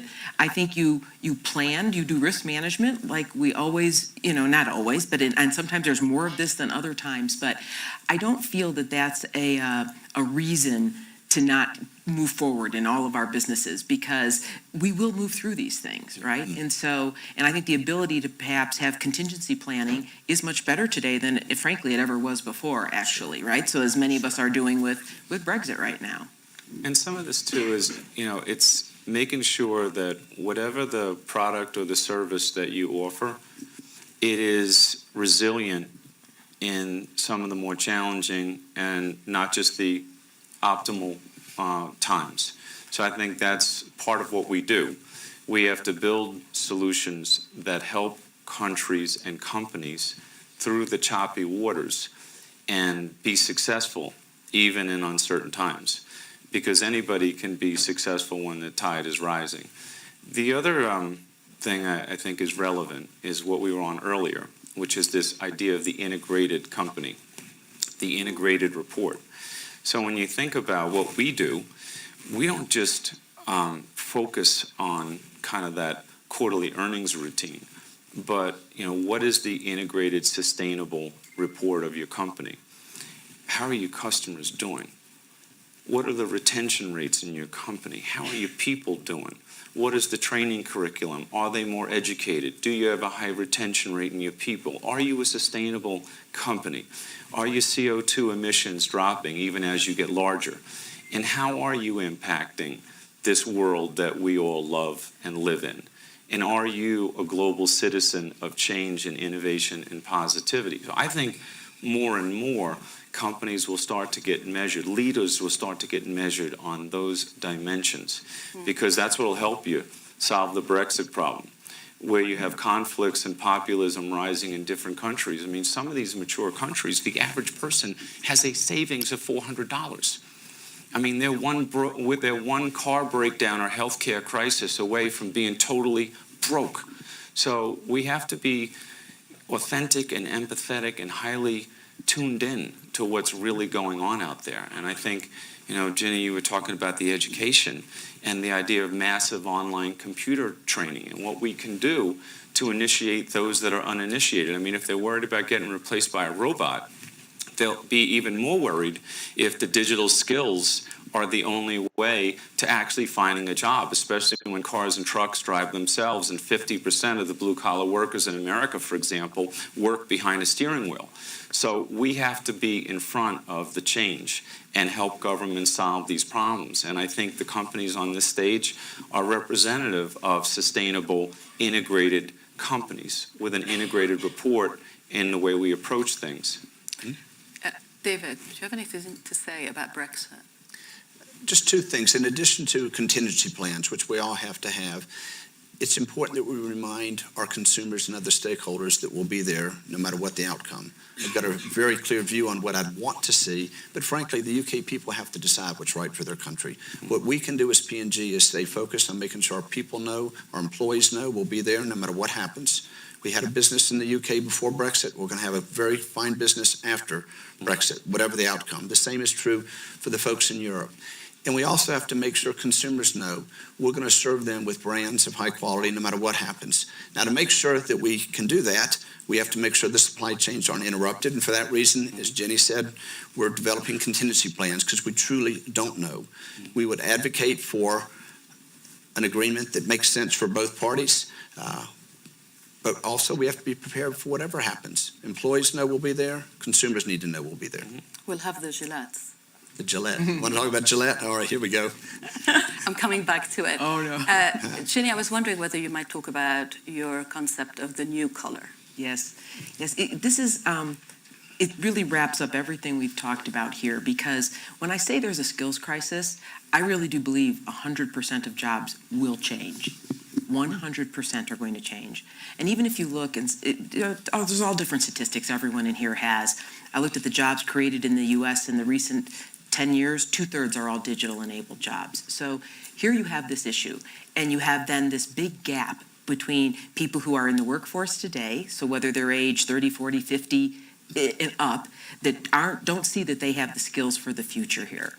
So we started thinking, and we've now been at this 7 years, so got a pretty good experience under our belt here with 500 other companies. We started this idea of new collar, meaning, well, look, if everyone to participate in the workforce can't necessarily have a secondary or tertiary degree, what do you do? But they can actually learn these skills and make a very good living. And so it means, therefore, you have to change the model of education. So new collar was the idea of a job, not a blue collar, not a white collar, so not a negative stimulus to this. It's a new collar, right? So not blue, white. Then for education models, there's a couple ways to get there. One would be, we all invest in education. We do $500 million a year. My colleagues do similar things. The other way, though, is apprenticeships. I want to give a few models. Apprenticeships, again, with many in the room, but if we scale them, we're finding with apprenticeships, I just met my most recent batch of apprentices. I have a barista, an FBI agent, a fire worker who couldn't work because of physical problems anymore, a nurse who could no longer nurse, and put them through 12 weeks. They're paid because the other issue is debt in the countries, all countries. And so apprenticeships can make up a big gap closer for people already working to gain an additional new skill. Then you have, if you want to look at the youth coming out, this idea was something called Pathway to Technology. It doesn't matter. It's a 6-year high school. So the idea that you could get your high school degree and an associate degree at the same time, and you would learn digital skills, be employable, and we're now in 13 countries, 11 states, 500 other companies are helping in a pipeline of 125,000 kids. But does that not involve changes within the education system? Well, before you get to the extra 2 interesting you years? say that, because every country we've been in has maybe a different name, but a high school, and then community colleges, or they come by different name, trade schools and the like. And you marry them, ask them to work together. So it is a partnership with government that you ask them to say, I'm going to put you together. The companies will offer mentors, their employees as mentors, and internships. It's a very simple formula. It is not about a lot of money. And at 125,000 kids, they're now coming out. 400% the graduation rate, 400%, and they're able to take jobs 2x the median wage out there. And many, by the way, we're around the world where we did this together. Bill's in some of these schools with us. These are kids that are first generation into this. I mentioned this, there are other methods. The point, though, is that these new models give people pathways to get into this new workforce. Now, it means something about a company. All of us that all want to hire the top of you have to really look at your jobs and say, you know what, some of these jobs can be done by someone with that 6-year, an associate. And therefore, you have to change your paradigm of hiring. So most of the world would say tech has left the middle of the United States behind. We now have centers all through the middle that are a third this kind of degree that they look like. And that provides employment for a whole segment of the population that felt they were left behind. And so that is when you said, what do I look at? That to me is one of the most, you can tell we as a company are passionate that if we don't fix this issue to bridge this skill right now, at the rate it's moving, you will have unrest. And so people have to have a route in. Thank you, Jenny. This is a fascinating concept. Can you tell us a little bit about Japan? Even in we're starting those schools in Japan too, by the way. They're starting. The blue collars already. That's the very few young people want to be. Right. So that's already that the Japanese, the manufacturing industry. Well, you have shortages in any case. We cannot hire those kind of people, and also the very talented, the blue collars already that's making some of the, the programs to control of the robotics or some MC machines. There's always the blue collar already can do it. Those kind of the real quality of the labor has to be changed very dynamically. That's a kind of the social structure change. It's not simply about education issues, which kind of the labor or working environment is more required of that. That is also very strictly related to the sustainability of the enterprise, especially the recent manufacturing industry. Is Europe behind in thinking about the skills shortages and what should be, and having a more proactive approach? For technology specifically or in general? Yeah. There's not a lot of large-scale tech companies in Europe compared to America. So I can say in the area of This- business software, This is one of your challenges. in the area right? of You don't have business the software, ecosystem. Europe is actually ahead. So I think that Europe is incredibly ahead on apprentice programs. It is. Yeah. So, like, you're talking apprentice training, like, sinking in with me. I think Europe does it really well. I mean, we have one of our executive board members that basically started in an apprentice program 15 or so years ago that's now on the executive board of SAP because we do those apprentice. But it's Germany specifically.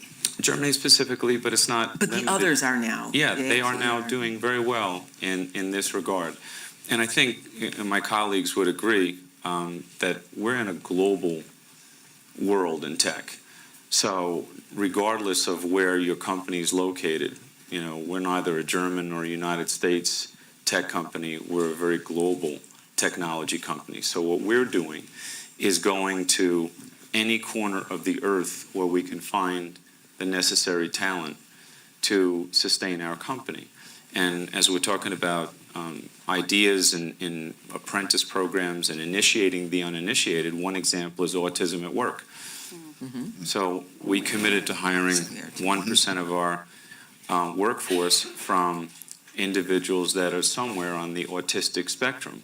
And this has been amazing because when you go someplace for talent that not everybody is, you tend to gain competitive advantage. So whether that's apprentice programs, whether that's initiating different folks into the tech world that currently are a little under-initiated today, I think that's what we have learned.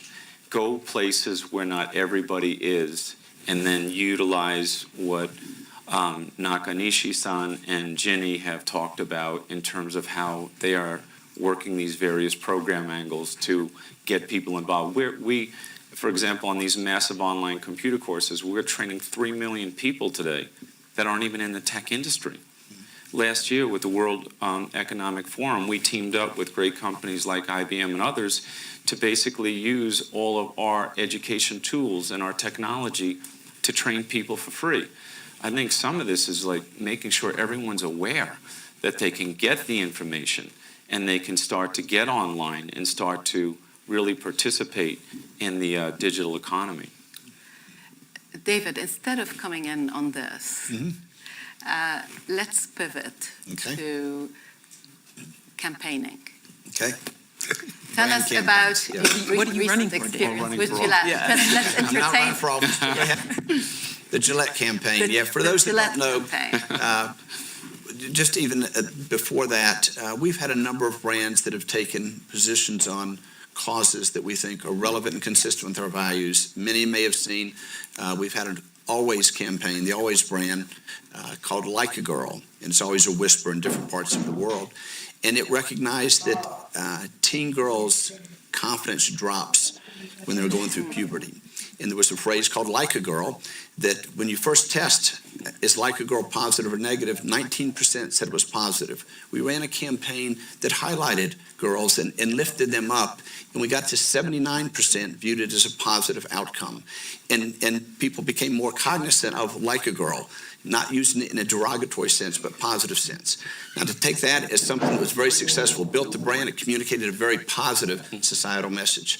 We've recently run a spot for Gillette that took on a very timely topic, and was toxic masculinity.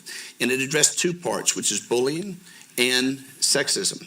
And it had some illustrations of how it happens at times in society, and then it paid it off with, we believe men can be better, and we need to be the best a man can be, and illustrated visually men stepping in a positive way in all those instances. And the response has been incredible. In the last 5 days, positive and negative. It lit up my email and many others. On the negative side at first, spiked, where very aggressive email, campaigns against us with small groups that wanted to be very vocal, using bots and other things to fill up our email and bury our various forms of communication with our consumer relations people. But we stayed the course because we believe the message is relevant, and we believe it's right to go ahead and continue to communicate this. And it's interesting, by day 3, it shifted much more positive. We've had in 5 days 75 million views of that spot. And what it did, which is really powerful, it sparked a conversation about appropriate behavior, about civility, and things that I think are very timely. And we've seen a number of people step in, advocates, to take on those that attacked it.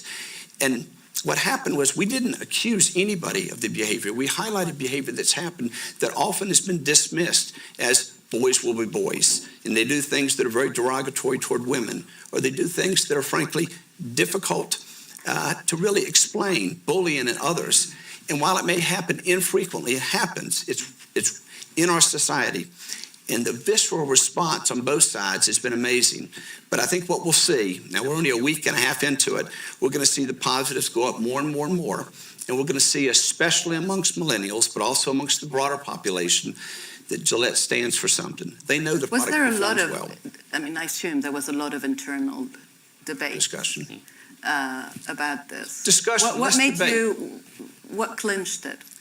Because it communicates a value that's consistent with what our company stands for. We believe in gender equality. The world will be a better place if my board of directors on down is represented by 50% of the women. We sell our products to more than 50% of the women.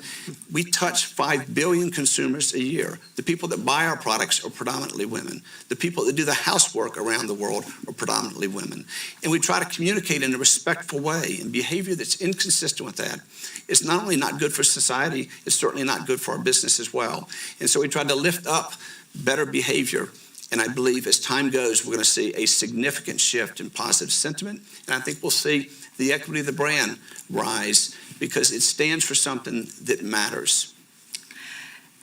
Let's bring in the audience. I see a question over there.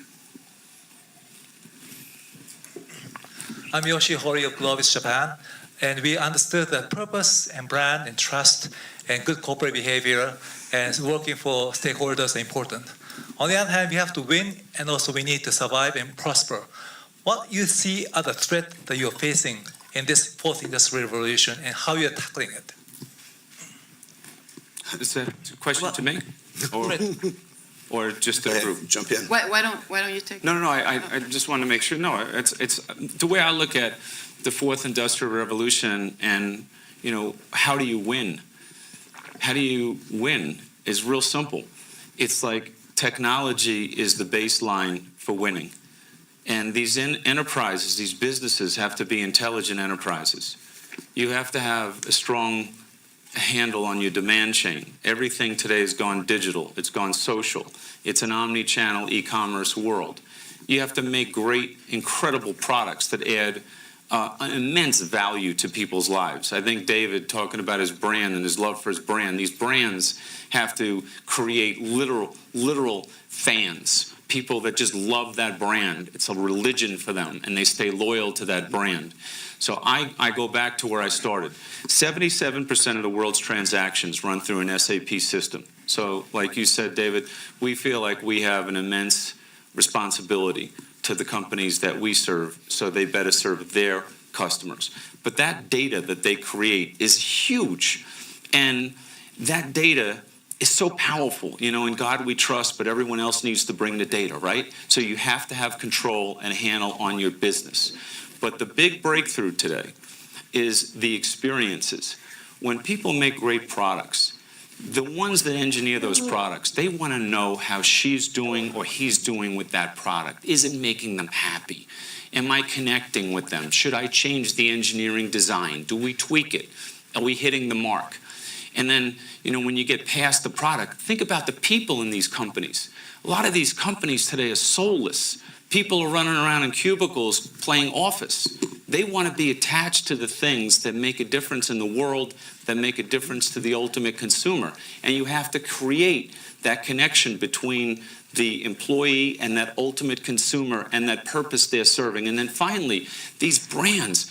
When people speak of your brand, they're talking about your family. They're talking about your name. And I think the idea of leaving customers stranded or not knowing exactly how they're doing today, and when they give you feedback, not being on top of that, that is the next big cause to losing. You have to know the answer to those questions to win. So what's going on, and why is it going on, and how do you connect the experience with the operations of the company? To me, this is the winning formula. Ginny, you wanted to come? Yeah, I was just going to add to complement what Bill said.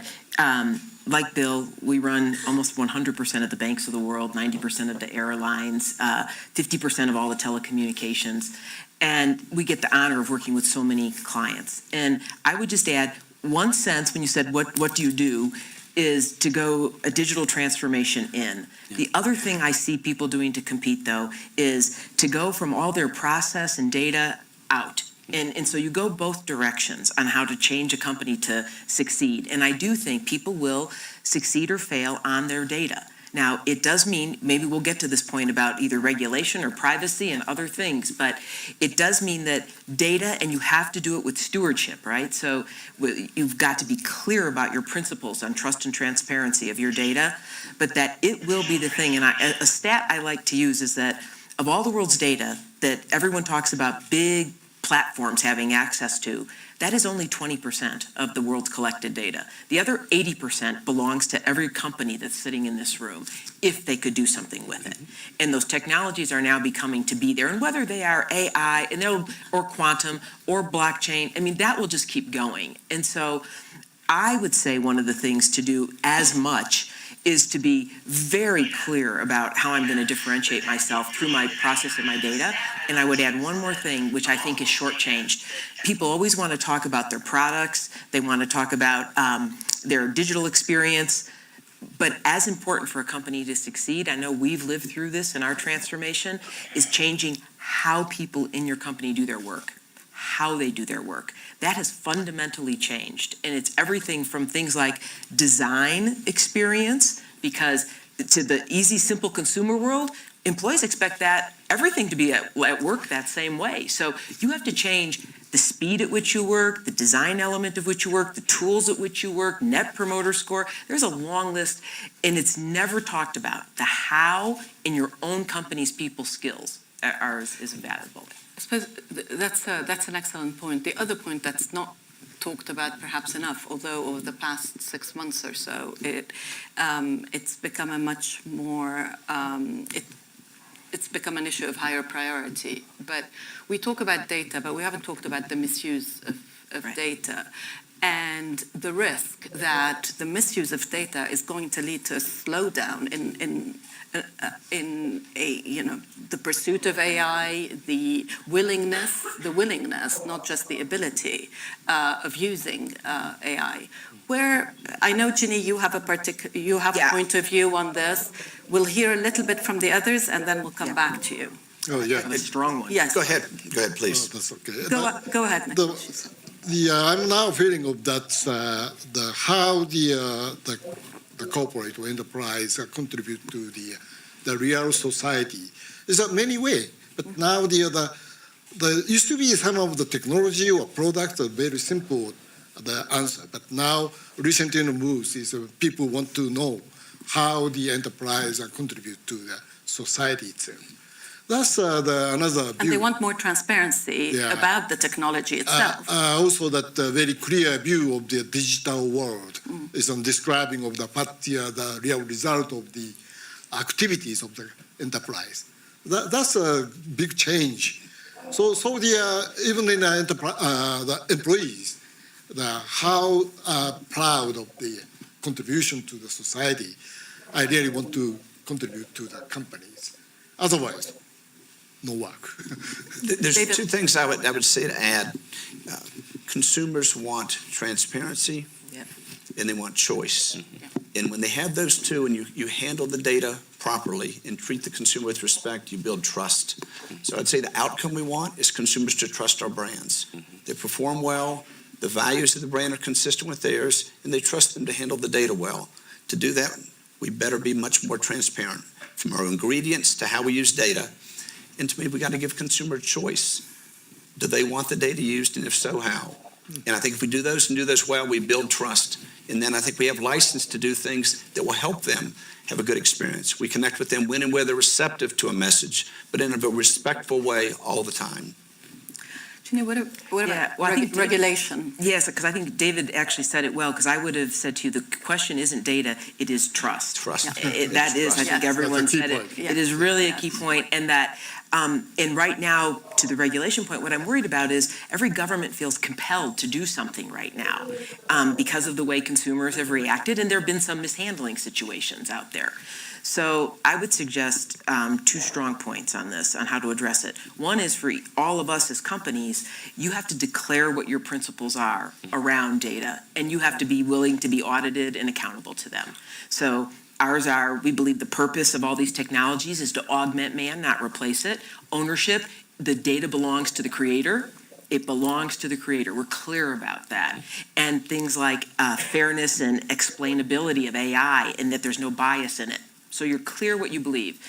I do believe then if there's regulation, it should be, the analogy is precision medicine. I would use precision regulation because my biggest fear was that it's going to derail the entire digital economy because this urge to regulate is going to be so strong for some good reasons, but that it needs to be first around consumer privacy of data, which says I get the chance, like David said, to consent, opt in or out, see my data, or delete myself, right? And so you should, regulation there sounds right. I think the next thing you have to have is explainability for AI and other things we talked about. And the third is you do have to have liability when there are things like hate or illegal things going on. We got involved with child sex trafficking in the U.S. No, we didn't get involved in it. I mean, we were involved in a bill, a legislation.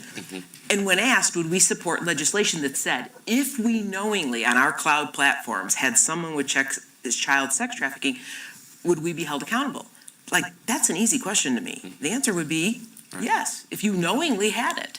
So there should be liability for those things. There is no such thing as a dumb platform anymore. There is not such a thing. And so I think that was a little bit of in my mind, a framework for precision, just like precision medicine. Otherwise, I'm afraid the doctor could kill the whole body instead of just addressing what the real issue is. And the real issue is around consumer privacy. It is. Yeah. Yep. I saw a hand over there. No? Yes, go ahead, please. Hello, my name is Horst von Butler. I'm editor-in-chief of the German business magazine Kapital. You talked also about the crisis of leadership, and I would like to ask the panel about taxation and executive pay, because you didn't talk about it. If you see it as a part of the crisis of leadership we always talking about. Taxation, did you say? Yeah, companies' evasion of taxation, of course. Evasion of taxation. I pay a lot. Yeah, that's right. Pay a lot. Well, shall we add CEO pay to it? What specifically? Certainly, I think everybody here would say we do not pay taxes enough, especially the big tech companies. You're talking about the tech companies. Yes. Yes. Okay. So the lack of a digital tax. So the lack of a level playing field. Crisis of leadership. Does that contribute to the lack of trust? Look, I think I'll speak up in that I think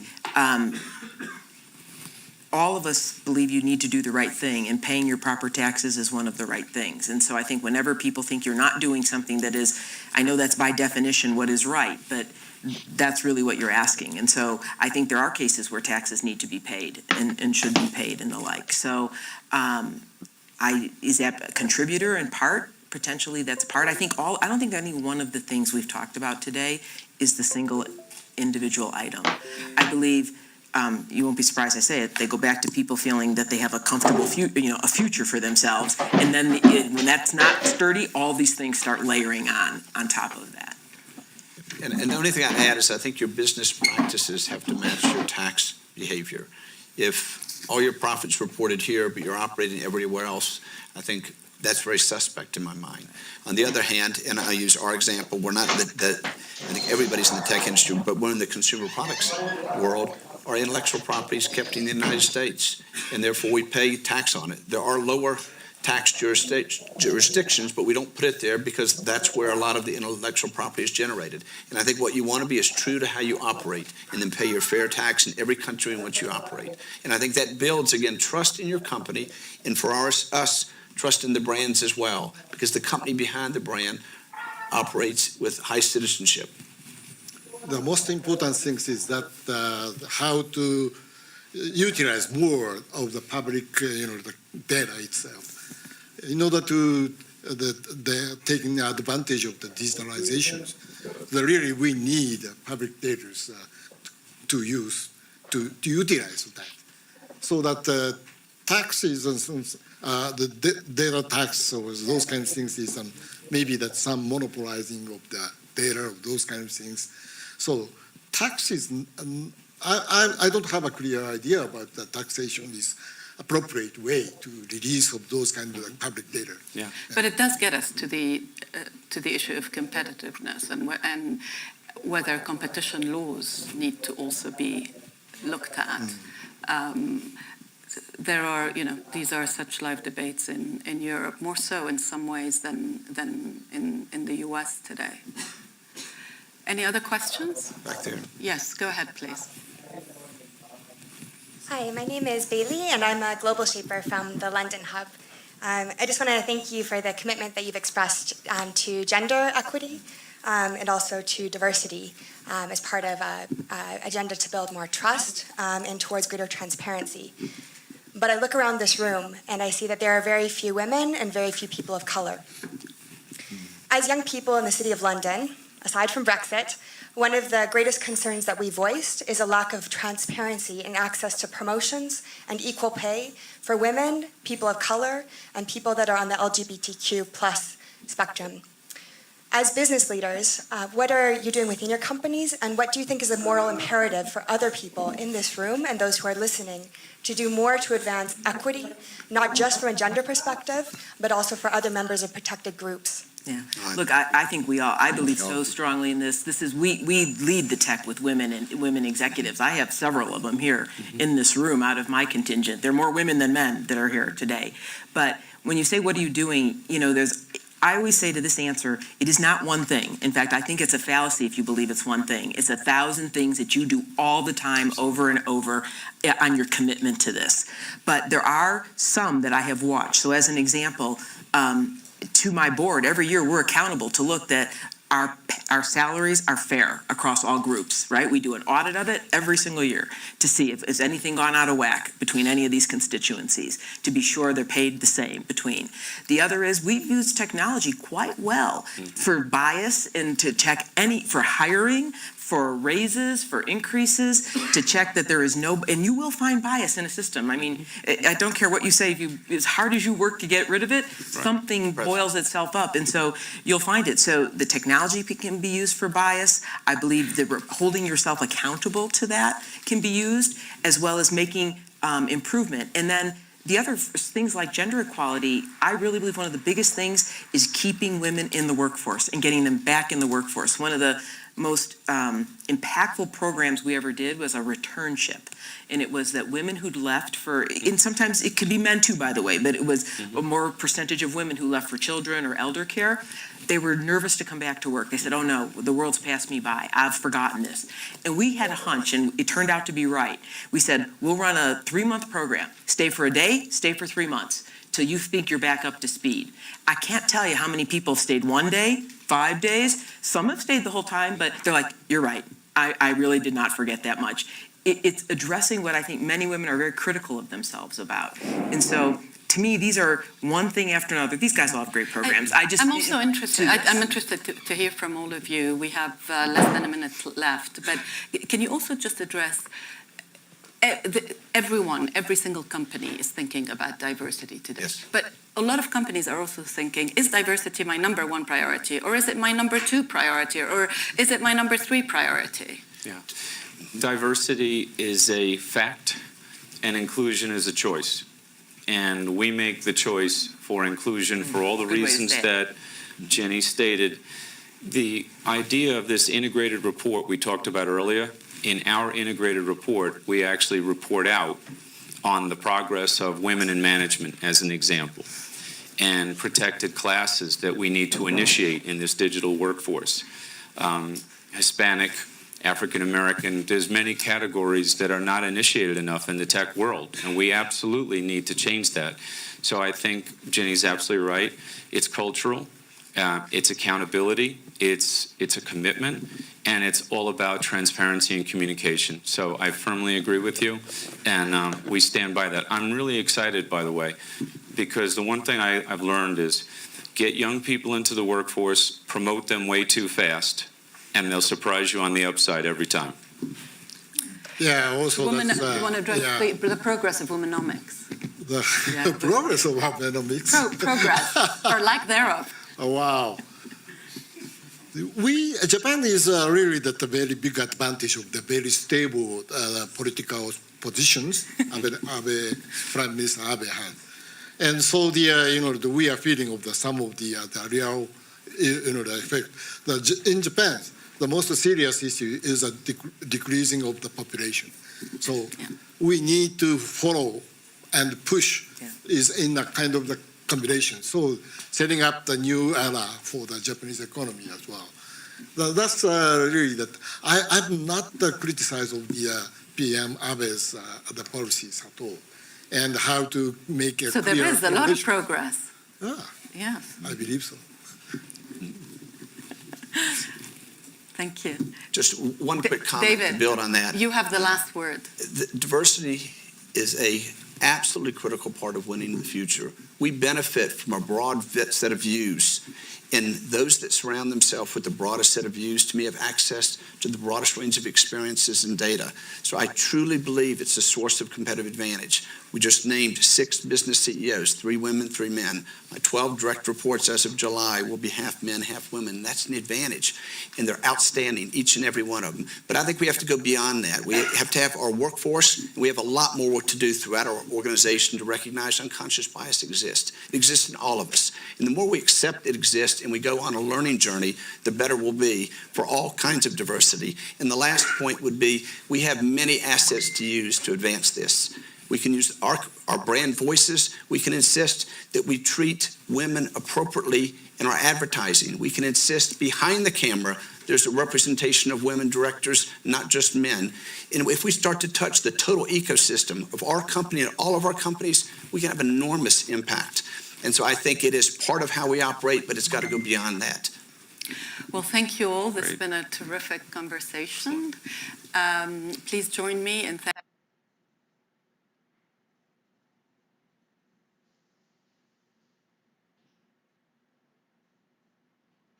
on the internet.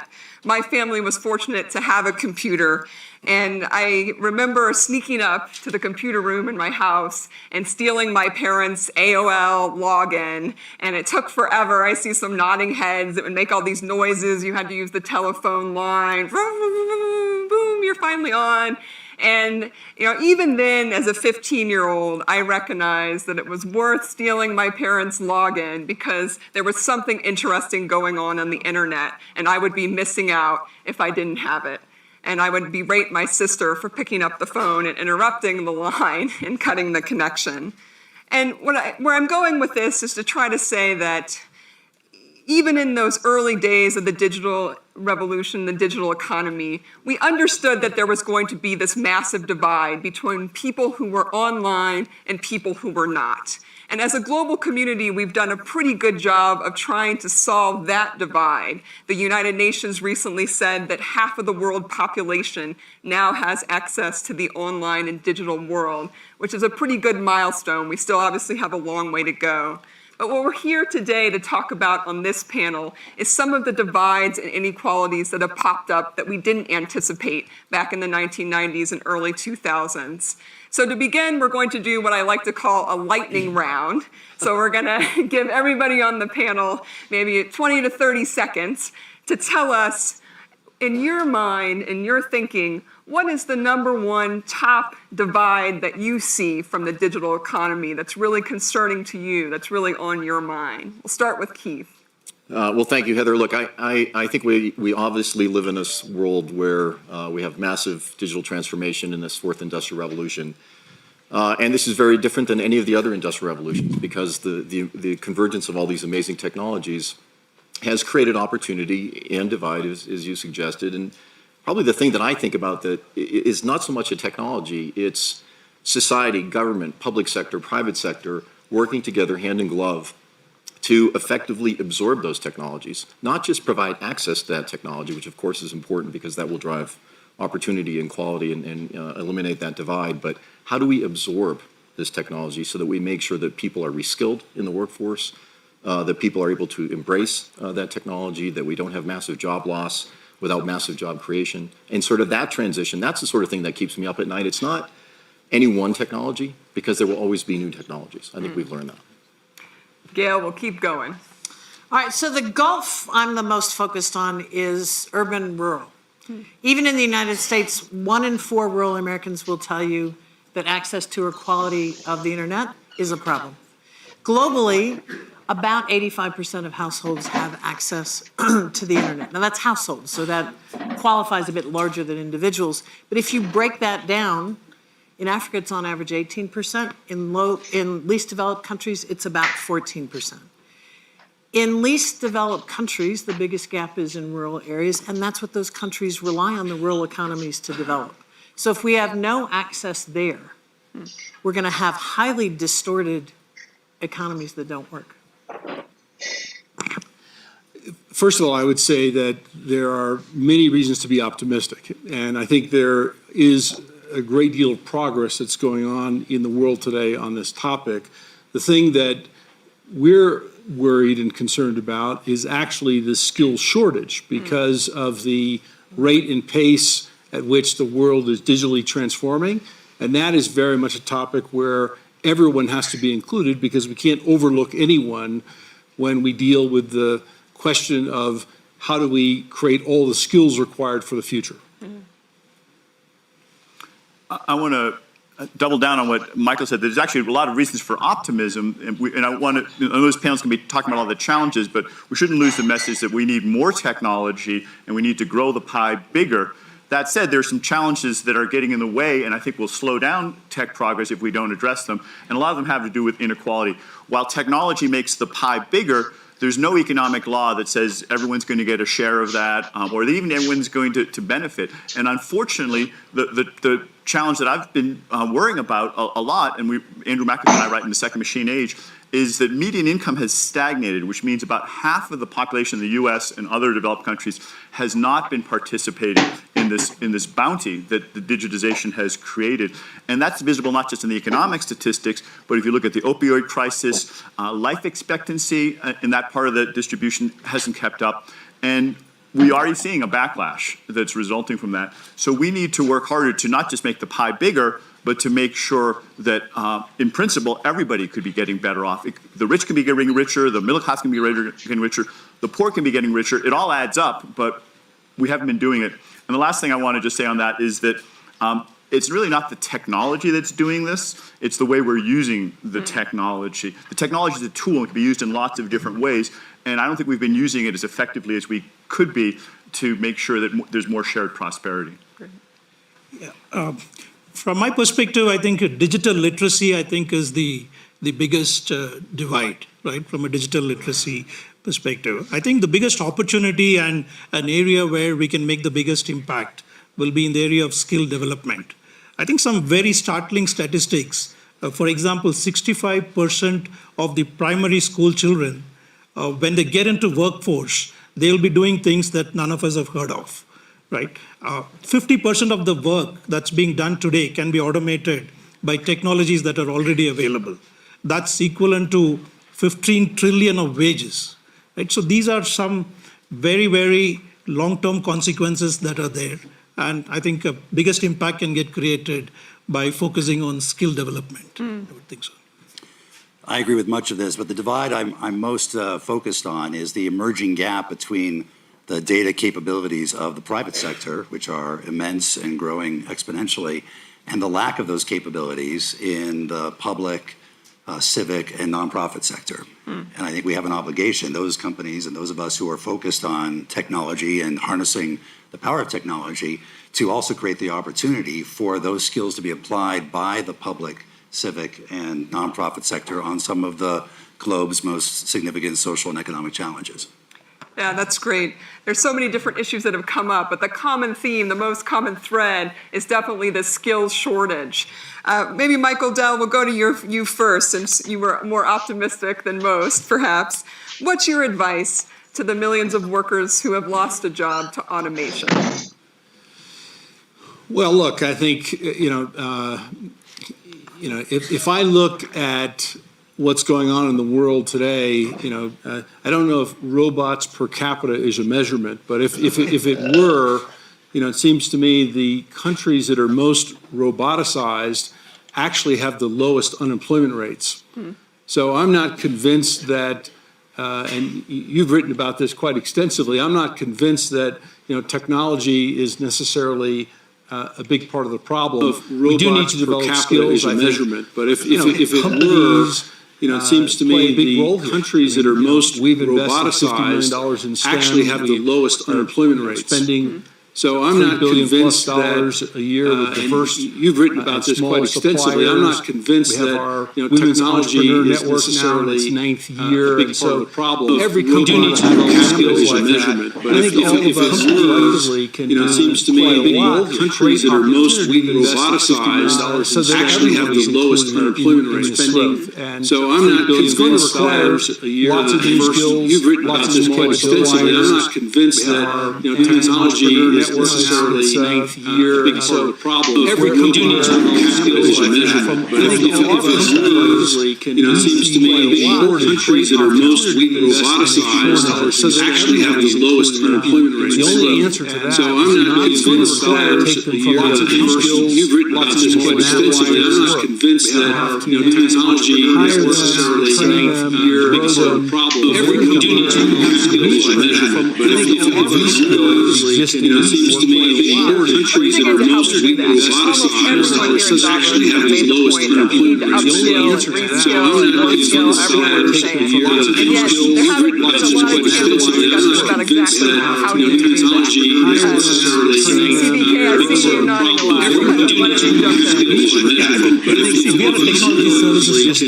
seems to me the countries that are most roboticized actually have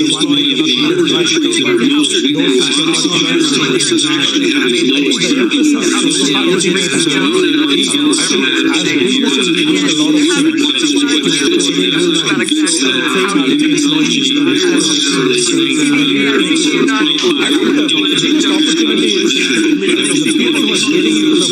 So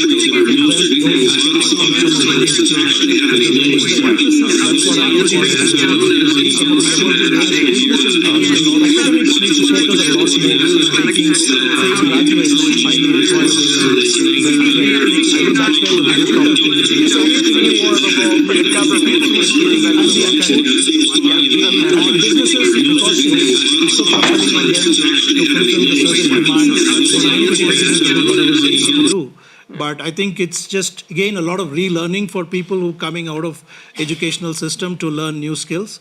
I think it's better that we put a lot of focus in training them in the right manner so that they're highly productive when they hit the workforce. Keith, can you jump in on this in terms of what role private sector should play versus government in this reskilling? Yeah, I mean, it's very interesting to hear my fellow panelists talk about this. Personally, I don't think this falls just on the private sector. I don't think this falls just on the government. In fact, I would say that as a model for the future. I think that's the world that we live in. I think there has to be this hand-in-glove situation where there's a partnership between both parts of society to make this work. As CEOs and leaders, we are keenly focused on reskilling the workforce. I think certainly in the United States and parts of the world, we're trying to focus on STEM education in K through 8 or K through 12, and I think that's important. We also have to remember that we have to think about people who are already in the workforce. You know, we saw something in the United States in the last few weeks where we had a large automotive manufacturer who has announced they're laying off thousands of people.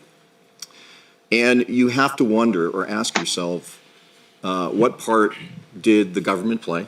in terms of providing an environment, providing a process, providing programs or economic incentives to reskill those workforces that have been displaced, as opposed to just saying those jobs are being eliminated. Right.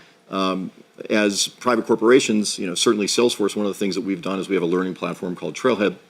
And as we take our customers through digital transformation, we offer reskilling programs as well. So it's not just the digital transformation, it's also those people who may be displaced. And what does that look like? Like, is that sort of people go to a 2 or 3 week power camp, or is it?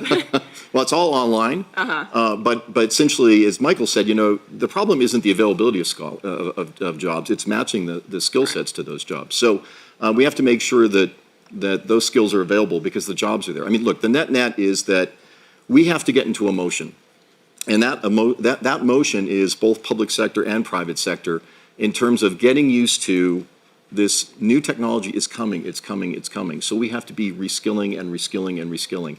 This is not one and done. Yeah. This is something that is continuous. Michael Froman? Yeah, I wanted to I think the historic model we've had of people being trained for 20 years, working for a company for 40 years, and then retiring for 20 years is probably somewhat outdated. And we need platforms that allow for lifelong learning. It's great if you work for a company that provides you that training, and those forward-leaning companies are really at the leading edge. But for those who are holding down 2 or 3 part-time jobs, gig economy jobs, none of which are providing benefits, and at least in the United States, there's not a robust training program for folks like that, having some platform that allows for portable benefits, whether it's coming from the government or from employers or philanthropies, and allows people to have a lifelong learning capacity is going to be critical. Yeah, that's great. Eric, I want to jump to you. You made a slightly different point than the others. You went to the notion of wages and wage inequality, and your colleague at MIT, David Autor, has done a lot of work talking about how this digital economy has basically eliminated the middle class type of jobs. We now have a lot of high paying jobs and a lot of lower paying jobs, and where we're really losing out is in the middle. Set the stage for us in this 4th industrial revolution. Is that trend likely to get worse? It's going to change. I think that the technology continues to advance, as we've heard, and the sets of skills continue to change. And at the same time as there are people in companies that can't find the workers with the right sets of skills, there are other workers that have spent their lives in doing one kind of job where machines can now do big parts or even all of those jobs. And so this is the essence of the mismatch. You simultaneously have people who finding their jobs automated, at the same time technology is creating other new jobs. In the past 20 years, as David Autor pointed out, a lot of that has happened in the routine information processing work. Clerks, people doing information processing work that machines can now do. And a lot of those are middle wage, middle skill kinds of jobs, and those start disappearing. In more recent work, we've been doing with Tom Mitchell and others that just came out in Science.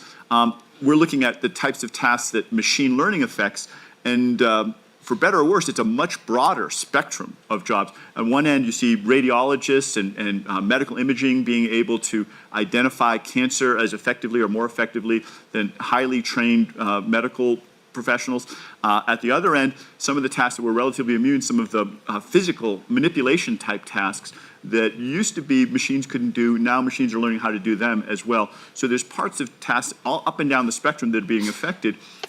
At the same time, I think it's very important to understand we are very far from artificial general intelligence, or what you see in Hollywood, where machines can do everything. And I think it's many decades away. And the folks who are talking about, a massively jobless future, that is not the relevant question for now, if it ever will be. The relevant question right now is that there's so much work that only humans can do. A lot of caring work, a lot of creative work, and a lot of interpersonal work. And what we've got to do is find ways to retrain and repurpose the workforce towards those massive problems that we have in those areas, even as some of the other jobs disappear. Yeah. I want to stay on the inequality theme for a second. There are growing calls to address these inequalities, particularly the wage inequality, with more taxes. In particular, in the United States, there's been a call by Congresswoman Ocasio-Cortez to tax people